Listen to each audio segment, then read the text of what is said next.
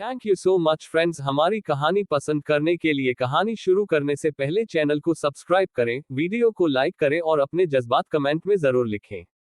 चलिए कहानी शुरू करते हैं।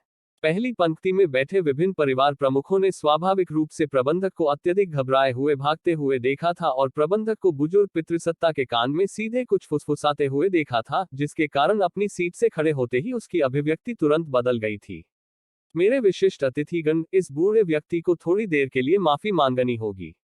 यह कहने पर वह सभी की प्रतिक्रिया देखने की प्रतीक्षा किए बिना बाहर के प्रबंधक के पीछे चल दिया।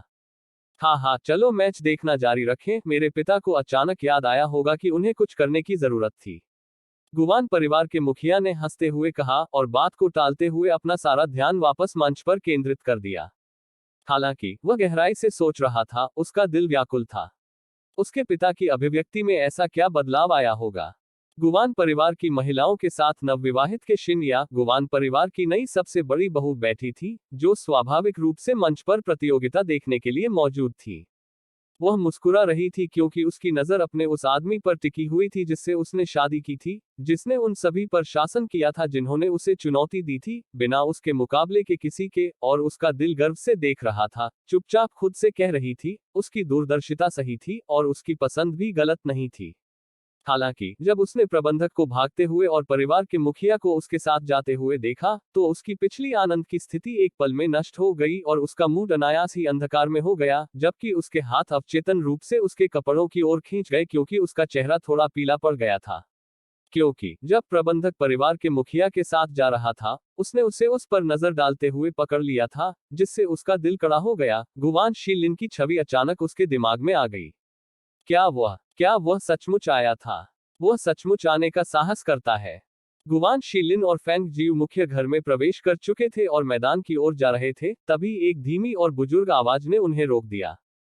शीलिन, क्या यह सचमुच तुम हो? बूढ़ा गुवान परिवार का मुखिया अपनी बेत के सहारे बड़े बड़े कदमों से चलता हुआ अंदर आया, और जब उसने उस लंबी विशाल आकृति को देखा, तो वह थोड़ा अचंभित हो गया। संदेह के साथ मिश्रित एक जटिल दृष्टि से उसकी आंखें चौड़ी हो गईं, हालांकि उनमें आश्चर्य का कोई निशान नहीं था। जब गुवान शीलिन ने यह देखा, तो उसका दिल ठंडा हो गया और उसने उसे ठंडी नजर से देखा और उसने धीरे से कहा, दादाजी, आप? बूढ़ा आदमी पूछना चाहता था, तुम वापस क्यों आए? लेकिन उन्होंने समय को रोका और इसके बजाय कहा, यह अच्छा है कि आप वापस आ गए हैं। पहले मुख्य घर में जाकर अच्छा आराम करें। बाद में मैं अध्ययन कक्ष में आपके साथ अच्छी बातचीत करूंगा। के परिवार को आपको पहले ही बता देना चाहिए था कि मैं ठीक हूं और जीवित हूं। उसने सीधे बुजुर्ग परिवार के मुखिया की ओर देखा।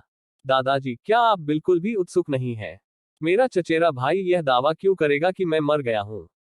क्या आपको मुझे यह नहीं बताना चाहिए कि मेरी मंगेतर मेरे चचेरे भाई की पत्नी कैसे बन गई? एक बुजुर्ग के रूप में एक कनिष्ठ द्वारा इस तरह से पूछताछ किए जाने पर बूढ़े व्यक्ति का चेहरा उतर गया और उसने अपनी भौहें सिकोड़ ली और उसने गुवान शीलिन को गहरी आवाज में डांटने के लिए अप्रसन्नता से देखा। आप किस तरह के शब्द बोल रहे हैं? क्या आप वापस आते ही अपने दादाजी से इसी तरह बात करते हैं? क्या आपने मुझे यह कहते हुए नहीं सुना कि बाद में मुझे मेरे अध्ययन कक्ष में मिलाओ? अभी कुछ ही महीने हुए हैं और देखो तुम क्या हो गए हो। क्या तुम अपने सभी शिष्टाचार भूल गए हो? ऐसा लगता है कि मुझे स्वस्थ और जीवित देखकर दादाजी को कोई खुशी नहीं मिलती। जब उसने यह सुना, तो बुजुर्ग गुवान परिवार के मुखिया के पास शब्द नहीं थे और उसका चेहरा अजीबता से विकृत हो गया। गुवान शीलिन ने उस पर उदासीन नजर डाली और बूढ़े व्यक्ति को नजरअंदाज करते हुए एक बड़ा कदम आगे बढ़ाया। ठीक वहां पर रहना। परिवार के बुजुर्ग मुखिया ने गुवान शीलिन को रोकने के लिए अपने पैर हिलाए और नाराजगी से बोले, आप कहां जा रहे हैं? क्या आज पारिवारिक कबीले की प्रतियोगिता आज नहीं है? क्या इसमें मेरी कोई भूमिका नहीं है? आज की प्रतियोगिता कबीले के युवा प्रमुख के पद के लिए है। आप शीरुवान के समकक्ष नहीं है, इसलिए यदि आप भाग नहीं लेंगे तो भी कोई फर्क नहीं पड़ेगा। परिवार के मुखिया ने धीमी आवाज में अपने सामने वाले युवक के चेहरे की ओर देखते हुए कहना जारी रखा, जब से तुम वापस आ गए हो, तो बस थोड़ा आराम करो और बाहर जाकर खुद को शर्मिंदा मत करो। यह सुनकर गुवान शीलिन बस मुस्कुरा दिया। गुवान शीलिन ने अपने दादाजी की ओर देखा और उनके चेहरे की मुस्कान धीरे धीरे फीकी पड़ गई, जैसे एक लोहरेक्तयुक्त और अवशोषित आभा हवा में व्याप्त होने लगी, जैसे एक दृढ़ स्वर के साथ एक अनर्गल आवाज उनके मुंह से निकली। नहीं, मैं प्रतियोगिता में भाग लेने के लिए आज यहां वापस आया हूं। निश्चिंत रहें दादाजी, मुझे यंग हेड के पद में कोई दिलचस्पी नहीं है। मैं केवल अपने चचेरे भाई से मुझे कुछ चीजें सिखाने के लिए कहने के बारे में सोच रहा हूँ। उसी क्षण उसकी आवाज धीमी हो गई। गुवान शीलिन बड़े कदम उठाते हुए आगे बढ़ गया और अपने दादाजी को उसे रोकने का कोई मौका नहीं दिया। परिवार के बुजुर्ग मुखिया उस पल थोड़ा स्तब्ध थे। गुवान शीलिन से बाहर आ रही पूरी तरह से अलग और मनमोहक आभा से स्तब्ध थे। वह प्रभावशाली और ठंडा कठोर व्यवहार अचानक बूढ़े आदमी को लड़के के पिता की छाया देखने पर मजबूर कर देता है, जिसने बूढ़े आदमी को उसी पल के लिए थोड़ा चकित कर दिया। यह सब बगल से देखते हुए फेंग जियू के होठों के कोने चेहरे के घूंघट के नीचे मुड़ गए। उसने एक नजर स्तब्ध बुजुर्ग गुवान परिवार के मुखिया पर डाली और फिर तेजी से आगे बढ़कर उसके पीछे चलने लगी। पूरे काले कपड़े पहने लेंग शून स्वाभाविक रूप से फेंग जियू के पीछे चुपचाप अपनी मालकिन की रक्षा कर रही थी। जब लंबा और गगनचुंबी गुवान शीलिन जमीन पर मजबूती से कदम रखते हुए आया, तो गुवान शी रुवान, जिसने अभी अभी एक और राउंड जीता था, उज्ज्वल रूप से मुस्कुरा रहा था। अचानक ऐसा लगा जैसे उस पर बिजली गिर गई हो। उसने थोड़ा आत्मनियंत्रण खोते हुए सदमे में कहा, कैसे? आप अभी भी जीवित कैसे हैं? उसका चेहरा तुरंत चादर की तरह सफेद हो गया, अत्यधिक अविश्वसनीय लग रहा था और थोड़ा घबराया हुआ लग रहा था, थोड़ा अजीब अपराध बोध से भरा हुआ। उसने सोचा था कि गुवान शीलिन मर गया था। 9 एंट्रैपमेंट वुड्स जैसी जगह में ऐसा कोई रास्ता नहीं था कि गंभीर रूप से घायल गुवान शीलिन जीवित रह पाता। लेकिन वह अभी भी जीवित क्यों था? किसी ने उसे यह क्यों नहीं बताया कि गुवान शीलिन अभी भी जीवित था? एक अन्य व्यक्ति भी इसी तरह आत्मनियंत्रण खोने का अनुभव कर रहा था, और वह था के शिन्या। लगभग उसी क्षण गुवान शीलिन को देखकर वह सहज रूप से अपने पैरों पर खड़ी हो गई थी, हैरान और क्रोधित थी और आत्ममुग्धता का भाव महसूस कर रही थी। उसने मान लिया था कि गुवान शीलिन केवल उसकी वजह से प्रतियोगिता में भाग लेने के लिए गुवान की हवेली में आई थी, क्योंकि वह उसे जाने नहीं दे पा रहा था, क्योंकि वह अभी भी उसके दिल में जगह रखती थी, जिसने उसके व्यर्थ दिल को बहुत अधिक पोषण दिया। साथ ही वह गुस्से में थी। उसे लग रहा था कि यहाँ आकर वह उसे शर्मिंदा करेगा, क्योंकि वह मूल रूप से उसकी मंगेतर पत्नी थी, लेकिन अब गुवान शीलिन के चचेरे भाई की पत्नी बन गई थी। दो आदमी एक मंच पर और एक मंच से बाहर। उसे डर था कि वह उन सभी की उत्सुक निगाहों को सहन नहीं कर पाएगी जो शो को देखने के लिए उत्सुक होंगे। गुवान शी रुवान के चौंका देने वाले उद्गार के कारण और किशिन्या की बेलगाम प्रतिक्रिया के कारण मंच के नीचे सभी को स्थिति अजीब लग रही थी और वे उसी दिशा में देखने लगे। उस एक नजर से कुछ लोग आश्चर्यचकित रह गए और कुछ अन्य चौंक गए।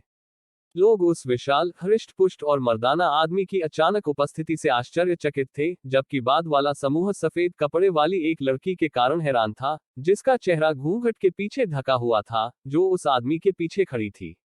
आगे की पंक्ति में सभी परिवार के मुखियाओं का तो जिक्र ही नहीं, लेकिन उनके ठीक पीछे की पूरी पंक्ति में उनके सभी बेटों ने एक एक करके गुवान शीलिन का आकलन करने के बाद तुरंत सफेद पोशाक वाली लड़की पर अपनी चौंका देने वाली निगाहें घुमाई। उनकी आंखों में उनकी जिज्ञासा और रुचि स्पष्ट रूप से स्पष्ट थी, पूरी तरह से अनियंत्रित। आखिरकार वे सभी पुरुष थे और वे सभी एक ही बात सोच रहे थे।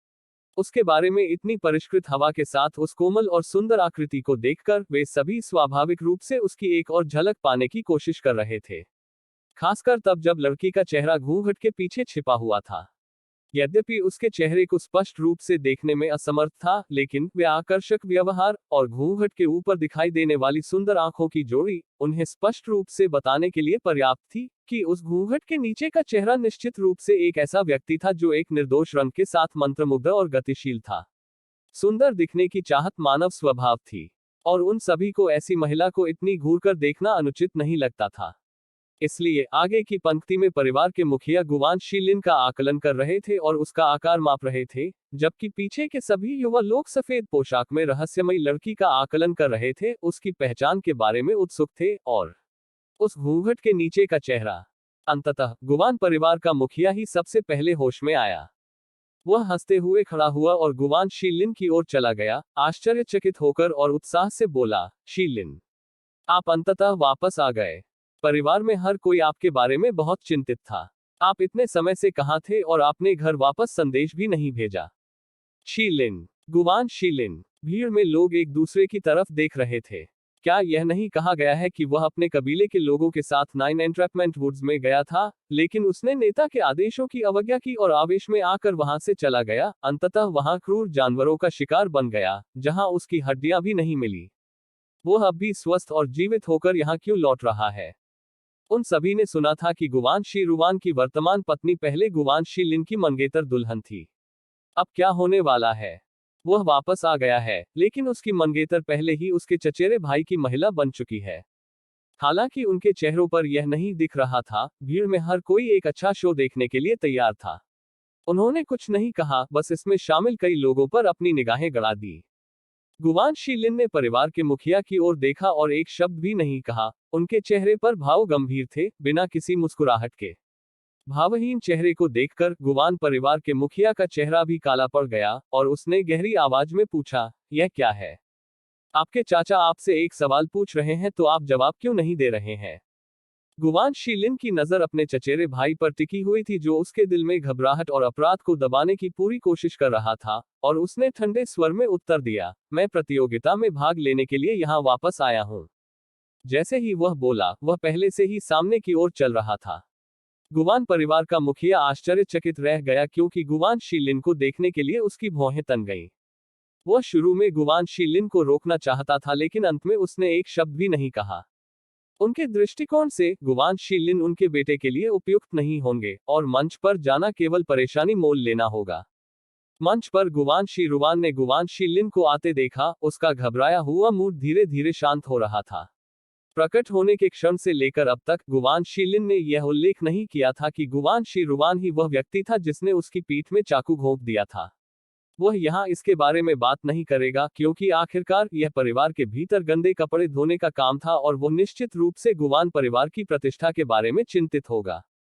इस विचार को मन में रखते हुए गुवान शी रुवान का दिमाग शांत हो गया, और उसका अत्यधिक तनावग्रस्त दिल थोड़ा गर्म हो गया, और उसके चेहरे पर मुस्कान आ गई। शीलिन, यह बहुत अच्छा है कि आप वापस आ गए। गुवान शीलिन ने मंच पर कदम रखा और उनकी ओर देखा, उनका चेहरा काला पड़ गया और उन्होंने कहा, मैंने सोचा था कि आप नहीं चाहते कि मैं वापस आऊं। यह सुनकर गुवान शी रुवान के चेहरे पर मुस्कान आ गई और उन्होंने अजीब तरीके से कहा, यह कैसे हो सकता है? शीलिन, क्या आप मुझे शिन्या से शादी करने के लिए दोषी ठहरा रहे हैं?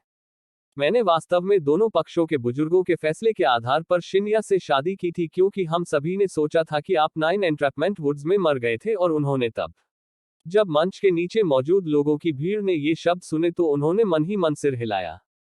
मम्मा, इस शीलिन का चेहरा बहुत अच्छा नहीं लग रहा है। ऐसा इसलिए हुआ होगा क्योंकि उसकी मंगेतर की शादी उसके चचेरे भाई से हुई थी। अन्यथा वह गुवान परिवार के मुखिया को इतना काला चेहरा नहीं दिखाता।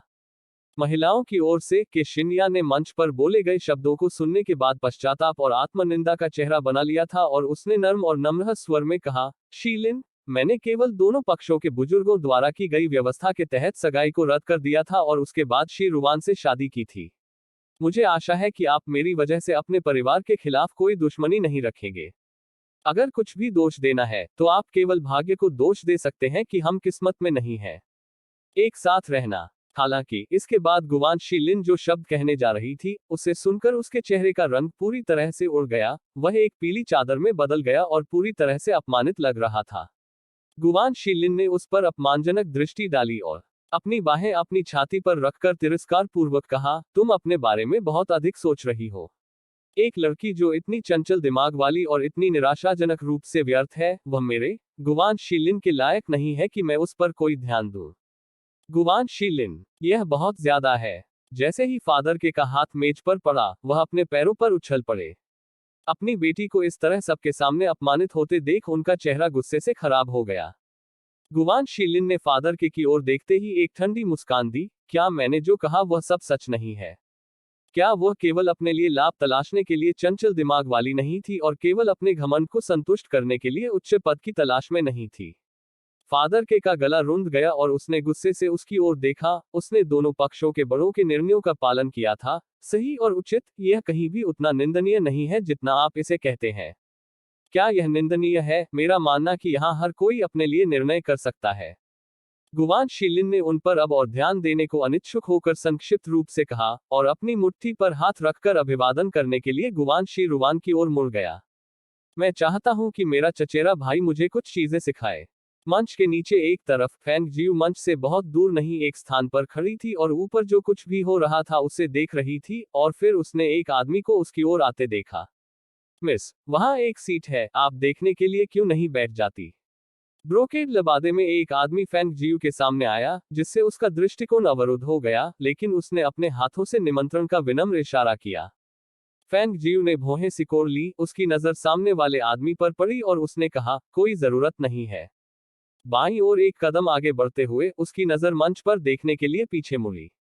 विभिन्न परिवार प्रमुखों का पूरा ध्यान मंच पर होने वाली गतिविधि पर केंद्रित था, लेकिन पीछे की पंक्ति में बैठे युवा लोग यहाँ क्या हो रहा है, इस पर ध्यान देने के लिए अपना सिर घुमा रहे थे। यह देखकर कि युवती उस आदमी पर जरा भी ध्यान नहीं दे रही है, वे सभी खुद को रोक नहीं सके और आपस में छींटाकशी करने लगे। हालांकि वह युवती अत्यधिक आकर्षक थी, लेकिन आखिरकार वे किसी और के घर में थे, और वे उस पर हमला करने के लिए इतनी स्पष्टता से आगे नहीं बढ़ सकते थे। इसके अलावा उनके पिता भी मौजूद थे और उनके हर कार्य को औचित्य की सीमाओं का उल्लंघन किए बिना अधिक संयमित होना था। उस आदमी ने अभी एक बार फिर से अपना मुंह खोला था और वह आगे बढ़ने ही वाला था कि तभी पूरी काली पोशाक में एक व्यक्ति आया और उसे रोकने के लिए हाथ बढ़ाकर चेतावनी देने लगा, मेरी मालकिन से दूर रहो। वह आदमी तमतमा गया और बोलने ही वाला था कि मंच से दर्द की चीख सुनाई दी। वह पलटकर देखने लगा और जो उसने देखा उससे वह थोड़ा चौंक गया। मंच पर दो लोगों ने लड़ाई शुरू कर दी थी और उसने देखा कि यह गुवान शीलिन और गुवान शीरुवान थे। लेकिन गुवान शीलिन के शरीर की आभा इतनी शक्तिशाली क्यों थी? इतना तीव्र कि वे मंच के नीचे से भी शक्ति के उस अवशोषित उछाल को महसूस कर सकते थे। कोई आश्चर्य नहीं, गुवान शीरुवान की आंख पर मुक्का मारा गया था और वह बुरी तरह चिल्लाते हुए पीछे हट गया था। वह आगे की पंक्ति में अपने पिता और परिवार के विभिन्न मुखियाओं की ओर देखने लगा और जैसा कि अपेक्षित था, उसने उनमें से प्रत्येक के चेहरे पर आश्चर्य की स्पष्ट झलक देखी।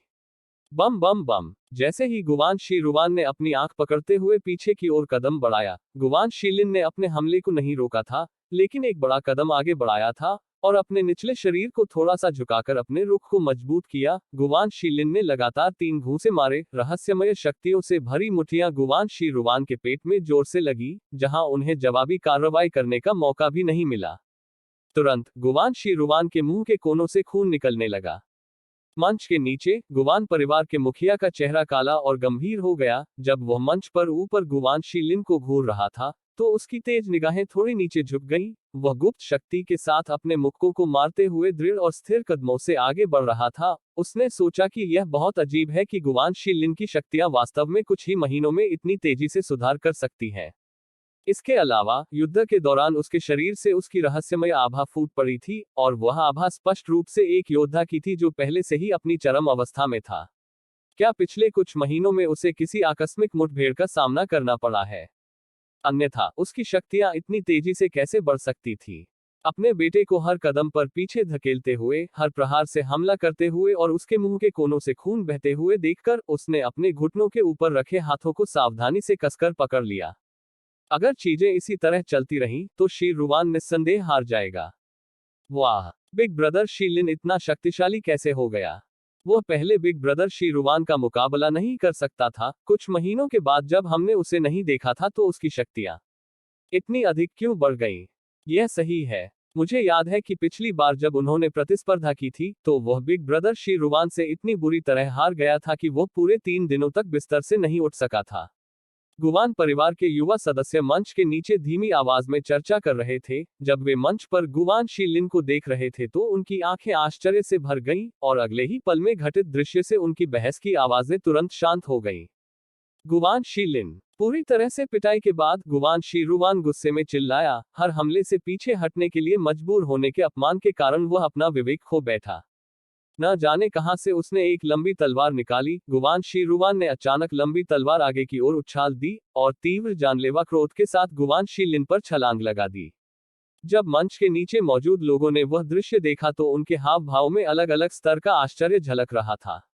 पारिवारिक कुलों के भीतर होने वाली प्रतियोगिताएं आमतौर पर रहस्यमय शक्तियों और मार्शल आर्ट की प्रतियोगिताएं होती थीं, इसलिए हथियार बहुत कम ही खींचे जाते थे। गुवान शीरुवान की तरह, जिन्होंने नंगेपो की लड़ाई में खुद को कोई मुकाबला नहीं पाया और हथियार निकाल लिए थे, एक बार हथियार निकाल लेने के बाद प्रतियोगिता की प्रकृति ही बदल गई थी। इसके अलावा, क्योंकि उसने अपना हथियार निकाल लिया था, भले ही वह जीत भी जाए, कोई महिमा नहीं होगी। और जैसा कि हर कोई देख सकता था, गुवान शीरुवान की वर्तमान शक्तियों के साथ वह बिल्कुल भी गुवान शीलिन का मुकाबला नहीं कर सकता था। एक पारिवारिक कबीले के मुखिया के रूप में यदि उनमें निर्णय का स्तर भी नहीं होता, तो वे परिवार के मुखिया के रूप में अपना पद मजबूती से बनाए रखने में सक्षम नहीं होते। अपने बेटे को तलवार निकालते देख गुवान परिवार के मुखिया के चेहरे के भाव में सुधार नहीं हुआ, लेकिन उन्होंने उसे रोकने के लिए एक भी शब्द नहीं कहा, बल्कि स्थिति को जारी रहने दिया। आज यंग हेड के लिए चैन है और उसके बेटे को निश्चित रूप से जीतना चाहिए। जहां तक गुवान शी लिन की बात है, गुवान शी रुवान को अपनी तलवार चमकाते देखकर उनकी अभिव्यक्ति अपरिवर्तित रही। उसने अपनी मुठ्ठियां कसकर भींच ली, जोर स्पष्ट रूप से चिटकने लगे, जैसे कि उसके पूरे शरीर से रहस्यमय शक्ति का एक स्पष्ट उछाल फूट पड़ा। वाह, इतनी तीव्र रहस्यमय आभा! मंच के नीचे मौजूद विभिन्न परिवार के मुखिया तब हैरान रह गए जब उन्होंने गुवान शी लिन के शरीर से रहस्यमयी शक्ति का प्रवाह देखा, जहां उनमें से एक या दो लोग तुरंत अपने पैरों पर खड़े हो गए, उनकी आंखें आश्चर्य से भर गईं। गुवान शी लिन की कम उम्र में और उनके पास पहले से ही एक रहस्यमय आभा थी जो लगभग उनके बराबर थी। यह क्या दर्शाता है? यह पहले से ही स्पष्ट रूप से स्पष्ट था। यह लड़का निश्चित रूप से सामान्य वर्ग का नहीं था। फादर के भी पैनी नजर वाले व्यक्ति थे। जब उसने गुवान शी लिन के शरीर से निकलने वाली रहस्यमय आभा की तीव्रता और उस अवशोषित भव्यता को देखा, तो उसका पूरा व्यक्तित्व चौंक गया और वह असहाय होकर अपने आप से बुदबुदाया, मैंने यह सब गलत देखा। यह सब गलत देखा। के शिन्या भी मंच पर चुपचाप गुवान शी लिन को देख रही थी। उसका शरीर थोड़ा हिल रहा था। वह विश्वास नहीं कर पा रही थी कि उसकी आंखें क्या देख रही हैं। वह इतना मजबूत कैसे हो गया? वह इतना ताकतवर कैसे हो गया? और मंच के नीचे दूसरी तरफ, जब वरिष्ठ पैट्रियार्क गुवान, जो पीछे से प्रवेश कर चुके थे, ने मंच पर ठंडे और अलग थलग खड़े दिग्गज और दुर्जय गुवान शी लिन को देखा, तो उन्होंने अचानक अपने सबसे उत्कृष्ट बेटे के बारे में सोचा। उनकी बूढ़ी आंखें उस विशाल और आकर्षक आकृति को देखकर चौंक गईं। उनका दिल बेहद जटिल महसूस कर रहा था।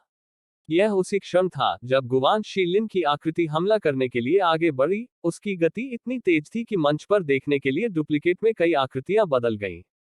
उसका शरीर एक पल में आगे बढ़ गया था। उसका हाथ गुवान शी रुवान की कलाई पर चिपक गया था। उसी क्षण उसका शरीर आगे बढ़ गया था। उसने अपने हाथ में ताकत लगाई और तेजी से नीचे की ओर खींचा, जिससे एक तेज दरार की आवाज आई और उसके तुरंत बाद एक करुण विलाप की आवाज आई। ओह, बजना! गुवान शी रुवान के हाथ में मौजूद तलवार एक तेज और स्पष्ट आवाज के साथ मंच पर गिरी। नीचे हर कोई गुवान शी लिन को घूरने के लिए आश्चर्यचकित होकर अपने पैरों पर खड़ा हो गया। उनकी आंखों में अविश्वास था। शिफ्टिंग मिराज! उन्होंने वास्तव में सफलतापूर्वक शिफ्टिंग मिराज की खेती की।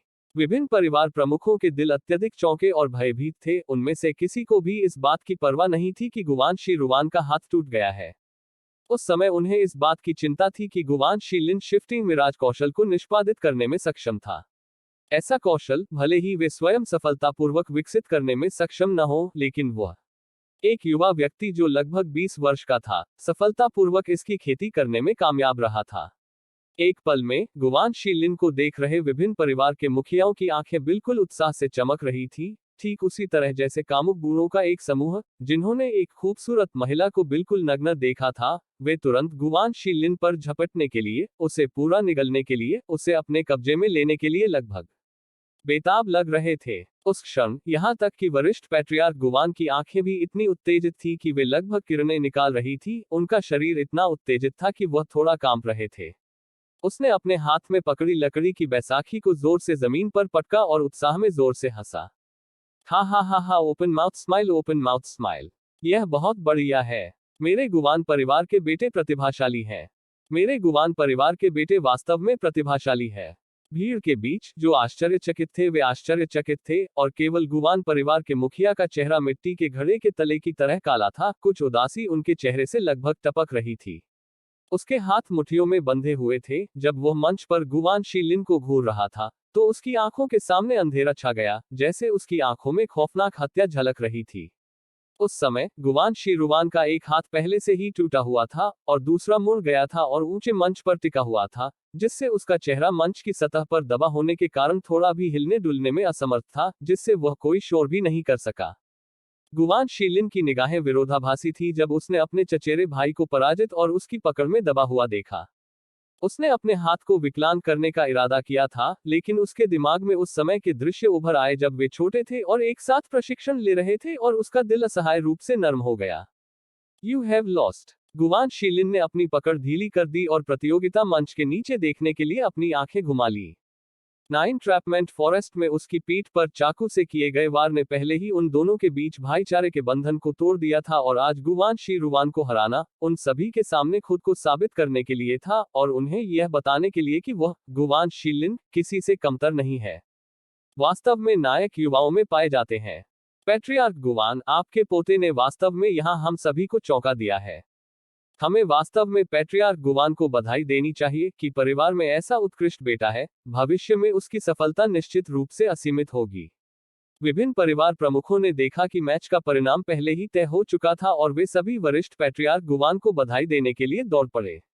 परिवार के सदस्य के रूप में ऐसा विलक्षण पुत्र पाकर उनकी और अधिक शक्ति का उदय अवश्यंभावी होगा। हे, धन्यवाद धन्यवाद।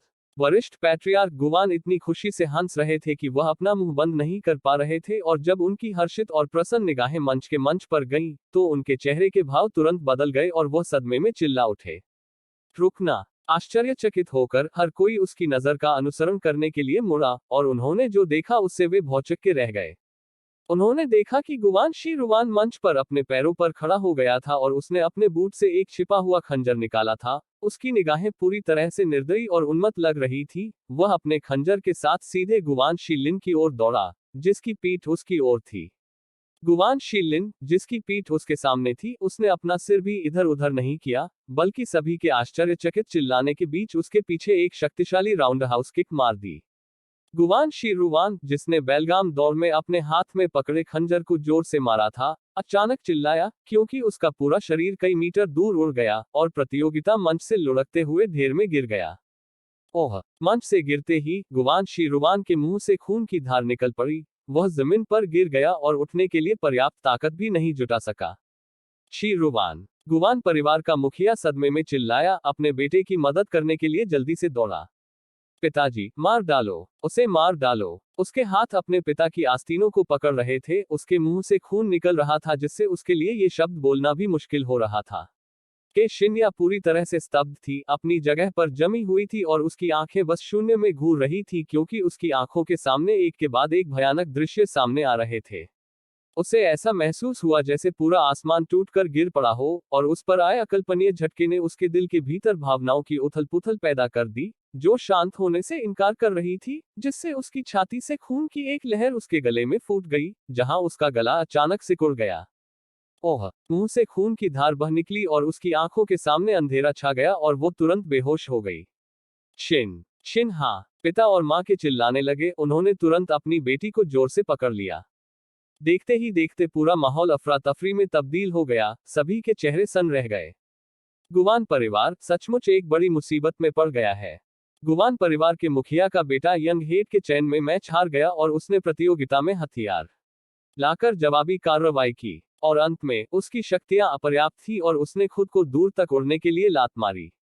गुवान शीलिन की उस एक किक के पीछे की शक्ति ने वहां मौजूद सभी लोगों को चौंका दिया था और यह सोचा गया था कि गुवान शी रुवान कम से कम अगले 10 से 14 दिनों तक बिस्तर से नहीं उठेगी।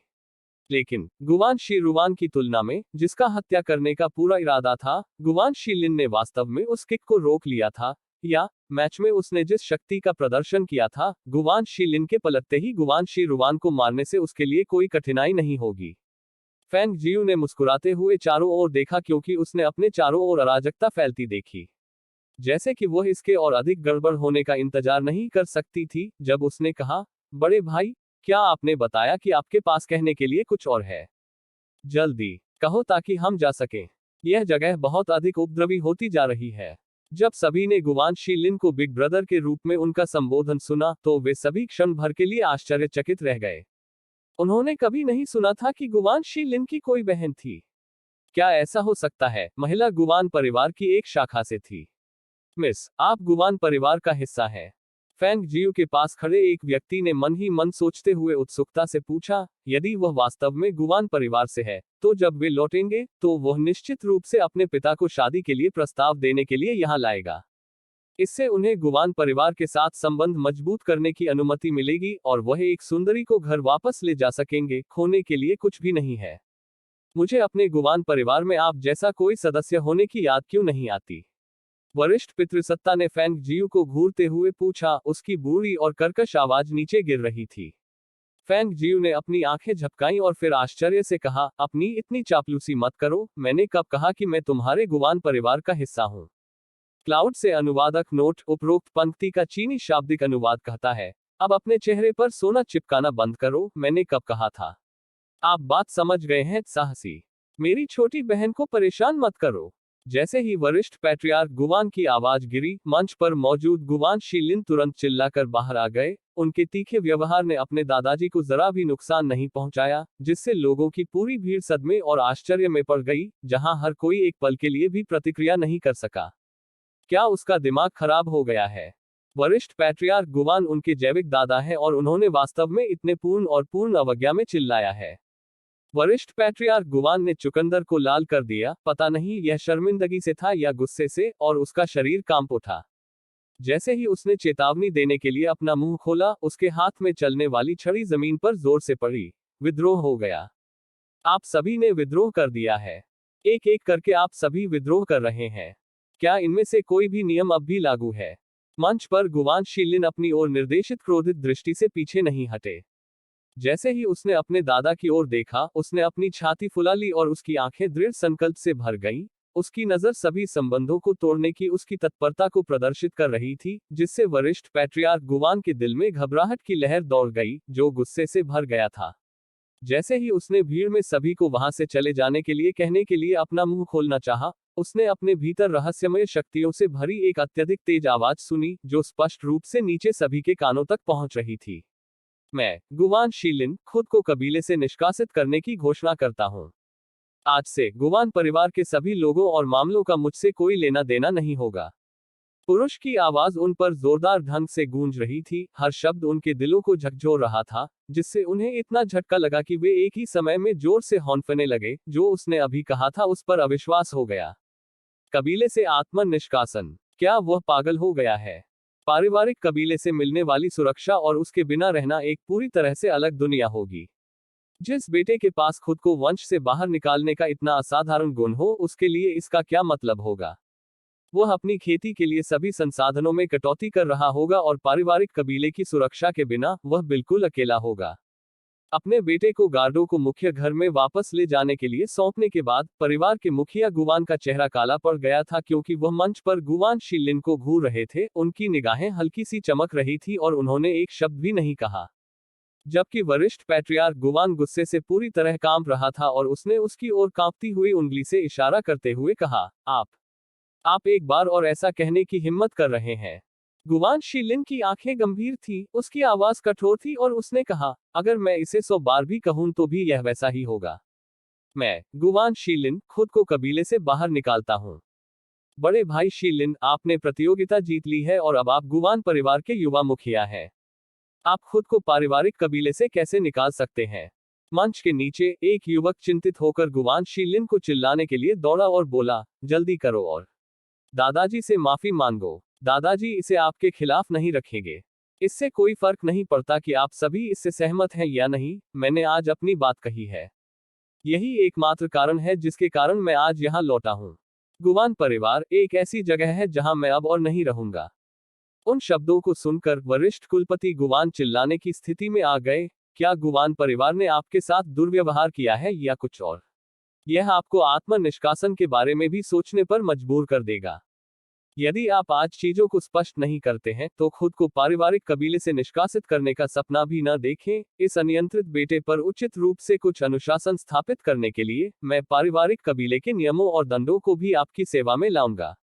गुवान शीलिन ने बिना किसी डर के अपने दादाजी की आंखों में देखा, क्या आप सभी ने मेरे साथ दुर्व्यवहार किया है? क्या आप कह रहे हैं कि आप में से कोई भी वास्तव में इसे अपने दिल में नहीं जानता है? इस गुवान परिवार में मेरे माता पिता यहाँ नहीं है। क्या मेरे साथ गलत व्यवहार किया गया है? मुझे यह मत बताइए कि किसी को इसके बारे में बिल्कुल भी पता नहीं है।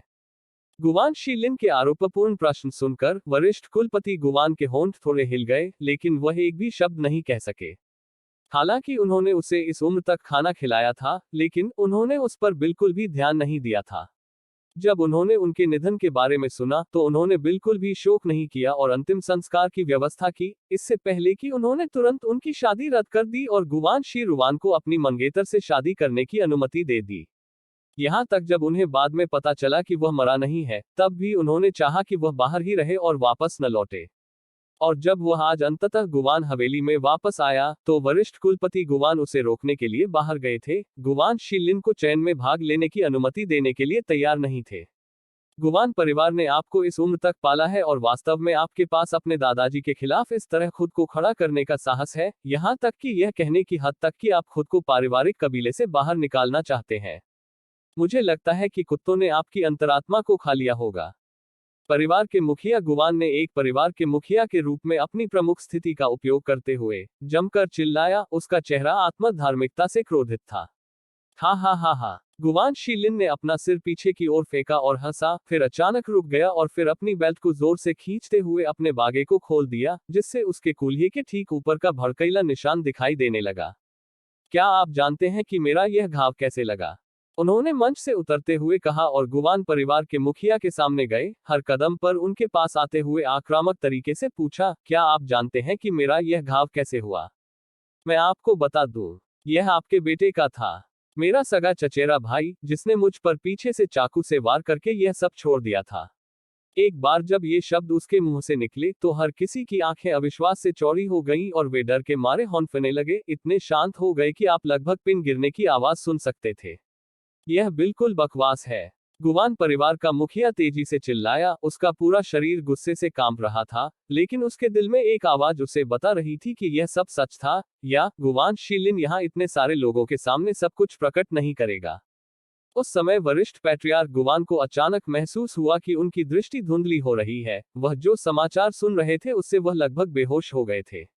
अपने सगे संबंधियों को मारने की साजिश रचना, परिवार का अपमान, कितना शर्मनाक बकवास। गुवान शी ने अपने कूल्हे पर बेल्ट को सुरक्षित किया और कहा, क्या उसने पहले मेरे पीछे छिपाए गए खंजर से मुझे मारने की कोशिश नहीं की थी? क्या आप वास्तव में सोचते हैं कि यहाँ हर कोई अंधा है? इस तरह के पारिवारिक कबीले के साथ क्या आपको लगता है कि मैं अभी भी यहाँ रह सकता हूँ? यहाँ रहना जारी रखने से मुझे किसी भी दिन अनजाने में मार दिया जा सकता है। इसके बाद उन्होंने वरिष्ठ पितृसत्ता गुवान की ओर देखा। आज आत्म निष्कासन की मेरी घोषणा केवल आपको इसके बारे में सूचित करने के लिए है, न कि आपकी मंजूरी मांगने के लिए। आपके गुवान परिवार के नियमों और कानूनों के बारे में इस पल से मुझसे कोई लेना देना नहीं है। आप इसे अपने गुवान परिवार में अपने लोगों को उचित रूप से अनुशासित करने के लिए बहुत अच्छी तरह से रख सकते हैं। उसके तुरंत बाद गुवान शी फैंग जियू के पास गई और कहा, छोटी बहन, चलो चले। सभी ने एक दूसरे की ओर देखा। कभी सोचा नहीं था कि गुवान परिवार में आज चैन इस तरह होगा। उन्होंने आज सचमुच एक अच्छा शो देखा था। सबसे पहले यह था कि गुवान शी ने शिफ्टिंग मिराज को अंजाम दिया था, भले ही वह अभी भी बहुत छोटा था। उसके बाद गुवान परिवार के सबसे बड़े युवा मास्टर ने किसी की पीठ के पीछे से हमला करने के लिए चुपचाप हमला किया था, और उसके तुरंत बाद गुवान शी ने 9 एंट्रैपमेंट वुड्स में अपनी मौत की फर्जी खबर के पीछे की अंदर की कहानी के विस्फोटक रहस्योद्घाटन के साथ कबीले से अपने निष्कासन की घोषणा की थी। आज जो कुछ भी उन्होंने देखा और सुना था, उसने उन सभी को चौंका दिया था, यहाँ तक कि स्वयं गुवान परिवार के लोगों का भी उल्लेख करने की आवश्यकता नहीं थी। उस समय यह देखकर कि गुवान परिवार में से किसी ने भी उन्हें रोकने के लिए एक भी शब्द नहीं कहा। 3 लोग पहले से ही चले जा रहे थे, अभी भी स्तब्ध और सदमे से अभिभूत लग रहे थे। भीड़ में से लोग तेजी से आगे बढ़े और अपने प्रस्थान की घोषणा करने के लिए अपनी मुट्ठी पकड़ ली और तेजी से एक के बाद एक परिसर से बाहर निकल गए।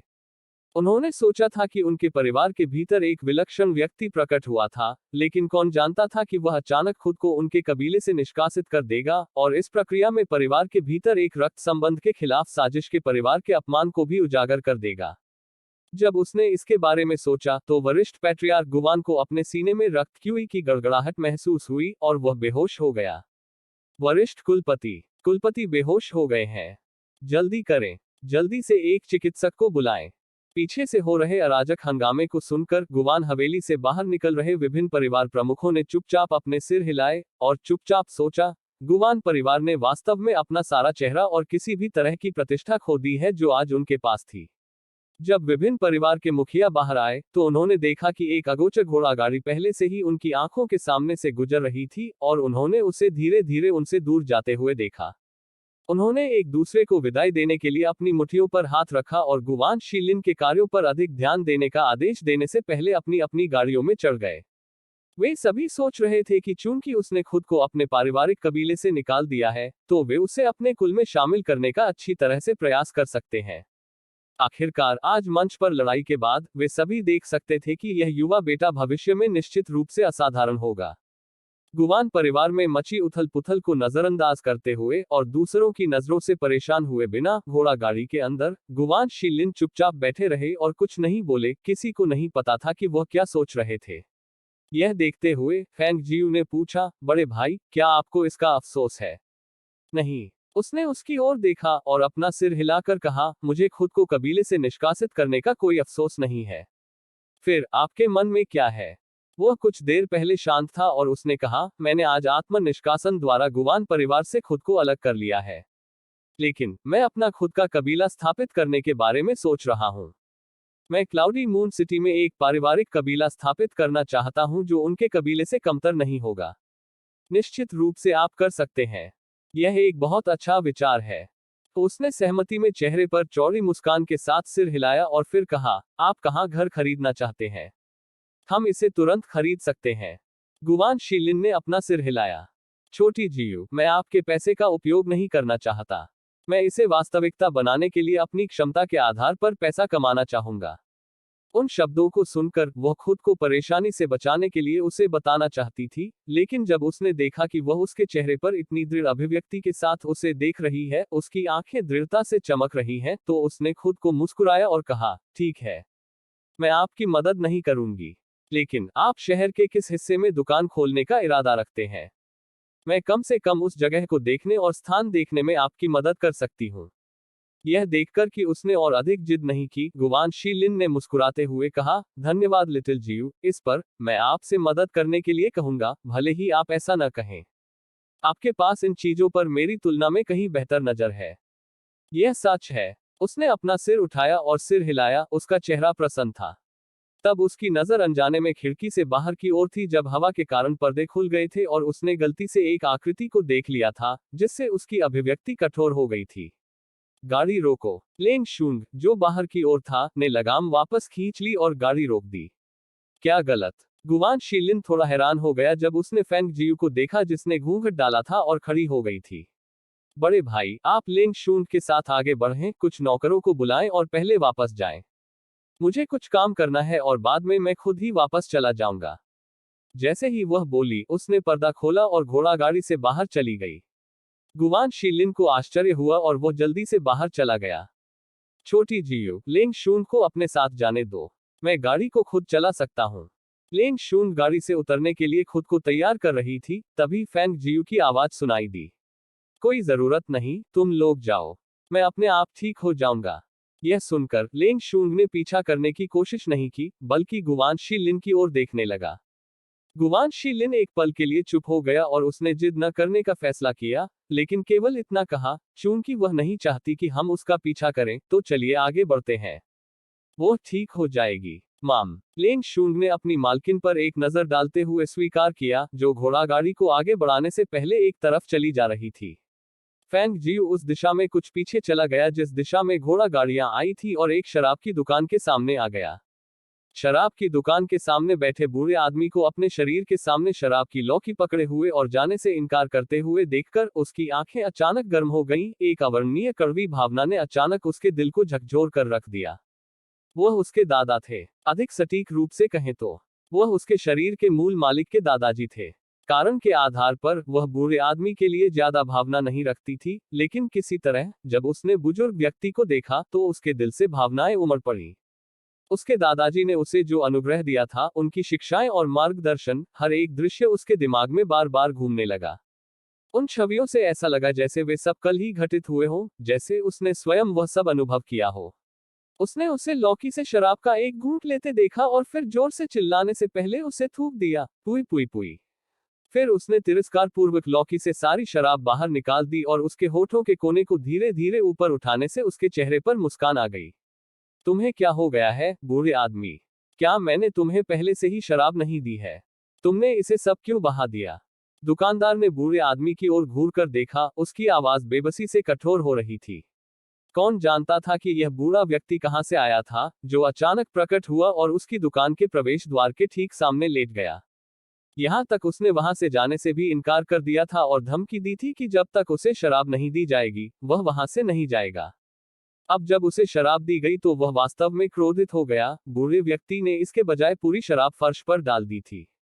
बूढ़े पैट्रियार्क फैंग ने चिल्लाया और बेपर्दा अवमानना दृष्टि से कहा, किसने तुमसे कहा था कि इस बूढ़े आदमी को अच्छी चीजें मत दो?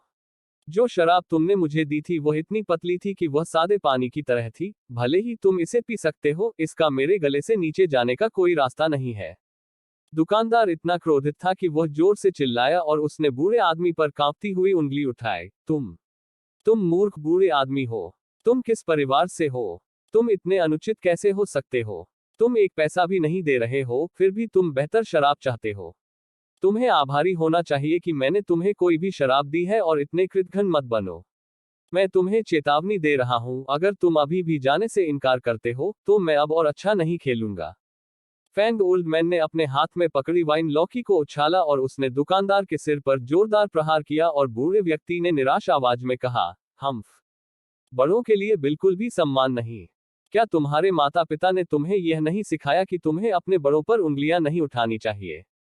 कितना अत्याचारी, बहुत अत्याचारी। जब आसपास की भीड़, जो शोर शराबे के कारण वहां जमा हो गई थी, ने ये शब्द सुने, तो वे खुद को रोक नहीं पाए और दबी हुई हंसी में फूट फूट कर रोने लगे। दुकानदार का चेहरा पूरी तरह से लाल हो गया था, यहां तक कि उसे रोने का भी मन कर रहा था और उसने कहा, प्रिय बूढ़े मास्टर, मान लीजिए कि मैं आपसे विनती कर रहा हूं, ठीक है? कृपया मुझ पर दया करें और चले जाएंगे ना? जल्दी से घर जाएं और यहाँ मेरे रास्ते में न खड़े हों और मुझे कुछ व्यवसाय करने दें। मेरा केवल एक छोटा सा व्यवसाय है, मैं आपके साथ यहाँ मेरे सामने वाले दरवाजे के बीच में बैठकर कोई व्यवसाय कैसे कर सकता हूँ? घर जाओ। वाइन लौकी को गले लगाने वाले बूढ़े व्यक्ति ने अपना सिर एक तरफ झुका लिया और उसके चेहरे पर झुर्रियां पड़ गईं और उसने गहराई से सोचा और कहा, यह बूढ़ा आदमी किस परिवार से है? ऐसा लगता है कि मैं इसे फिर से भूल गया हूँ। जब दुकानदार ने यह सुना तो उसने घुटने टेककर इस्तीफा दे दिया। वह बूढ़े आदमी के पैरों को गले लगाने के लिए आगे बढ़ा और रोते हुए विनती की, बूढ़े मास्टर, मैं आपसे विनती कर रहा हूँ, आप यहाँ इस जगह पर खुद को खड़ा नहीं कर सकते। मैं आपसे माफी मांगता हूँ, मुझे आप पर ऊंची आवाज में चिल्लाना नहीं चाहिए था, मुझे आपका अनादर नहीं करना चाहिए था। आपका सम्मानित व्यक्तित्व मेरे जैसे तुच्छ लोगों के लिए बुरा नहीं मानेगा, इसलिए कृपया जल्दी से घर जाएं। बूढ़े पैट्रियार्क फैंग का चेहरा काला पड़ गया था और उसने दुकानदार से तिरस्कार पूर्वक कहा, यह कितना अच्छा है, इतनी छोटी सी बात पर घुटने टेकना। और तुम रो भी रहे हो। क्या तुम नहीं जानते कि आदमी खून बहाते हैं, आंसू नहीं? देखो तुम अभी कैसे दिखते हो। तुम तो बस एक बदसूरत दृश्य हो। यह बूढ़ा आदमी वास्तव में तुम्हें देखने में भी शर्मिंदा है। ऐसा कहने पर बूढ़े व्यक्ति ने तुरंत दृढ़ता से अपना चेहरा घुमा लिया, दुकानदार की ओर देखने से भी इनकार कर दिया और शराब की लौकी को दुकानदार की बाहों में धकेल दिया और कहा, जाओ, इस बूढ़े आदमी के लिए अच्छी शराब का आधा लौकी ले आओ। मुझे बेहतर सामान चाहिए। यह बूढ़ा आदमी घटिया शराब स्वीकार नहीं करेगा। आसपास की भीड़ ने दुकानदार को सहानुभूतिपूर्वक देखा, उनमें से एक चिल्लाया, मैं कहूंगा, आप बुजुर्ग को अच्छी शराब का एक कौर क्यों नहीं देते? बूढ़े व्यक्ति की पोशाक से पता चलता है, वह निश्चित रूप से किसी भी सामान्य परिवार से बुजुर्ग नहीं है, जो निश्चित रूप से आपकी शराब के लिए थोड़े से पैसे के लिए आपको धोखा नहीं देगा। यह सही है, यह सही है। आपको शराब के पैसे नहीं देने होंगे। बूढ़े पैट्रियार्क फैंग के चेहरे पर गहरी मुस्कान थी और उन्होंने सिर हिलाया और आग्रह किया, जल्दी। इस बूढ़े आदमी की शराब की लालसा फिर से बढ़ रही है। दुकानदार फिर भी एक पल के लिए झिझका और फिर शराब लेने के लिए लौकी के साथ अंदर चला गया। चूंकि उसे डर था कि बूढ़ा आदमी एक बार फिर से शराब निकाल देगा, उसने इस बार वास्तव में बेहतर ग्रेड की शराब निकाली। लौकी भरते समय उसका दिल दर्द से कांप रहा था। उसे डर था कि क्या बूढ़े मास्टर के पास वास्तव में इसके लिए भुगतान करने के लिए पैसे हैं, और वह किस परिवार से था। शराब भरने के बाद दुकानदार वापस आया और शराब की लौकी बूढ़े व्यक्ति को देते हुए पूछा, बूढ़े मास्टर, आप वास्तव में किस परिवार से हैं? बूढ़े पैट्रियार्क फैंग ने उससे शराब की लौकी छीन ली और फिर भी दुकानदार की ओर घूर कर देखा और कहा, क्या इस बूढ़े आदमी ने यह पहले ही नहीं कहा था? यह बूढ़ा आदमी फिर से भूल गया है कि मैं किस परिवार से हूं। लेकिन निश्चिंत रहें कि इस बूढ़े आदमी को शराब के लिए आपको पैसे नहीं देने होंगे। इतना बोलते ही वह अपने कपड़े उतारते हुए उठ खड़ा हुआ और बोला, इस बूढ़े आदमी के कपड़े कुछ पैसे के लायक हैं, इसे शराब के मुआवजे के रूप में ले लो। दुकानदार का चेहरा लगभग आंसुओं से भरा हुआ शोकाकुल था। तुम्हारे कपड़े लेकर मुझे उनसे कोई मतलब नहीं। मैं उसकी शराब के पैसे चुकाऊंगी। अचानक और अप्रत्याशित महिला की आवाज दुकानदार के कानों तक पहुंची। इन शब्दों से उसे ऐसा महसूस हुआ जैसे उसने स्वर्गीय देवताओं की आवाज सुनी हो, और जैसे ही उसने उस आवाज की दिशा में देखा तो उसकी आंखें चमक उठी। घटनास्थल के आसपास मौजूद आम नागरिक उस समय आश्चर्यचकित हो गए जब उन्होंने धीरे धीरे आगे बढ़ती हुई लड़की को देखा, और जब उनकी नजर उस आकृति पर पड़ी तो उनकी आंखें चमक उठी, उनके दिलों में प्रशंसा की लहर दौड़ गई। उस लड़की पर ऐसी उत्कृष्ट कृपा और लालित्य। हालांकि उसका चेहरा उस घूंघट के नीचे नहीं देखा जा सकता था, लेकिन उस पर स्पष्ट और सुरुचिपूर्ण अनुग्रह ने हर किसी की आंखों को चमका दिया। उन सभी ने अवचेतन रूप से उसके लिए एक रास्ता खोल दिया ताकि महिला को आगे बढ़ने की अनुमति मिल सके। मिस, क्या इस यंग मिस ने अभी जो कहा वह वास्तव में सच है? आप इस बूढ़े मास्टर को जानती हैं? यह बहुत अच्छा है। क्या मैं आपको जल्दी करने और उसे दूर ले जाने के लिए परेशान कर सकता हूँ? मेरा व्यवसाय पहले ही पूरे दिन के लिए रोक दिया गया है। दुकानदार ने विनती की। उसकी आंखों से ऐसा लग रहा था जैसे उसने अभी अभी लकड़ी का वह टुकड़ा देखा हो जो उसकी जान बचा सकता था। जहां वह तेजी से आगे बढ़ा और बातें करने लगा। फैंग जियू ने उसे चांदी की एक डली फेंकी और कहा, यह शराब के लिए भुगतान होगा। और फिर वह ओल्ड पैट्रियार्क फैंग की ओर देखने लगी। शराब की दुकान के मुख्य दरवाजों के सामने खड़े होकर बूढ़े पैट्रियार्क फैंग ने उसी क्षण से जब फैंग जियू वहां टहलते हुए आए, उसकी आंखें उस पर टिकी हुई थी। वह उसे सिर से पांव तक देख रहा था। और जैसे ही वह उसकी ओर देखने के लिए मुड़ी, बूढ़े व्यक्ति के मुंह पर एक विस्तृत मुस्कान आ गई, और बचकाना स्वभाव दिखाते हुए वह अचानक चिल्लाया। उसका चेहरा उदास हो गया और उसने हैरान स्वर में पूछा, मेरे प्यारे छोटे फैंग, तुमने अपने दादाजी को फिर से कैसे ढूंढ लिया? मेरे प्यारे छोटे फैंग, तुमने अपने दादाजी को फिर से कैसे ढूंढ लिया? फैंग जियू थोड़ी चौंक गई क्योंकि वह वहां खड़ी होकर अपने दादाजी को सिकुड़े होंठों से थपथपाते हुए देख रही थी। उनकी अभिव्यक्ति थोड़ी निराश थी। यह देखकर कि उसके चेहरे पर स्पष्ट रूप से नाखुशी थी कि उसे खोज लिया गया था, लेकिन उन आंखों की चमक ने फिर भी उसके पाए जाने की अथाह खुशी और प्रसन्नता को प्रकट किया। बूढ़े आदमी द्वारा पहले पूछे गए उस सवाल ने उसके मन में पुरानी यादें ताजा कर दी, जिससे उसे अनगिनत बार याद आ गए जब बूढ़े आदमी और उसकी पोती ने लुका छिपी खेली थी। जब भी उसकी युवा पोती उसे ढूंढती थी तो वह हमेशा परेशान चेहरा रखता था और निराशा से पूछता था, मेरे प्यारे छोटे फैंग, तुमने अपने दादाजी को फिर से कैसे ढूंढ लिया? उसका दिल अचानक पसीज गया और उसकी आंखें गर्म होने लगी, क्योंकि पानी की एक बेकाबू धुंध उसकी आंखों के भीतर भर गई, जिससे उसकी दृष्टि धुंधली हो गई। क्योंकि उसने उसे केवल एक ही नजर में पहचान लिया था, और क्योंकि उसने उसे लिटिल फैन कहा था, जो उसके दिल को इस तरह से छू गया था कि उसके नियंत्रण से बाहर था। वह जानती थी कि उसके दादाजी अल्पकालिक स्मृति हानि से पीड़ित थे। क्लाउड से अनुवादक नोट, यह थोड़ा प्रारंभिक अल्जाइमर जैसा लगता है, लेकिन चीनी मूल का अनुवाद किया गया है। वह भूल सकता है कि उसका घर कहाँ है, वह भूल सकता है कि वह स्वयं कौन है, और कभी कभी तो अपना नाम भी भूल जाता है। लेकिन वह उसे नहीं भूला।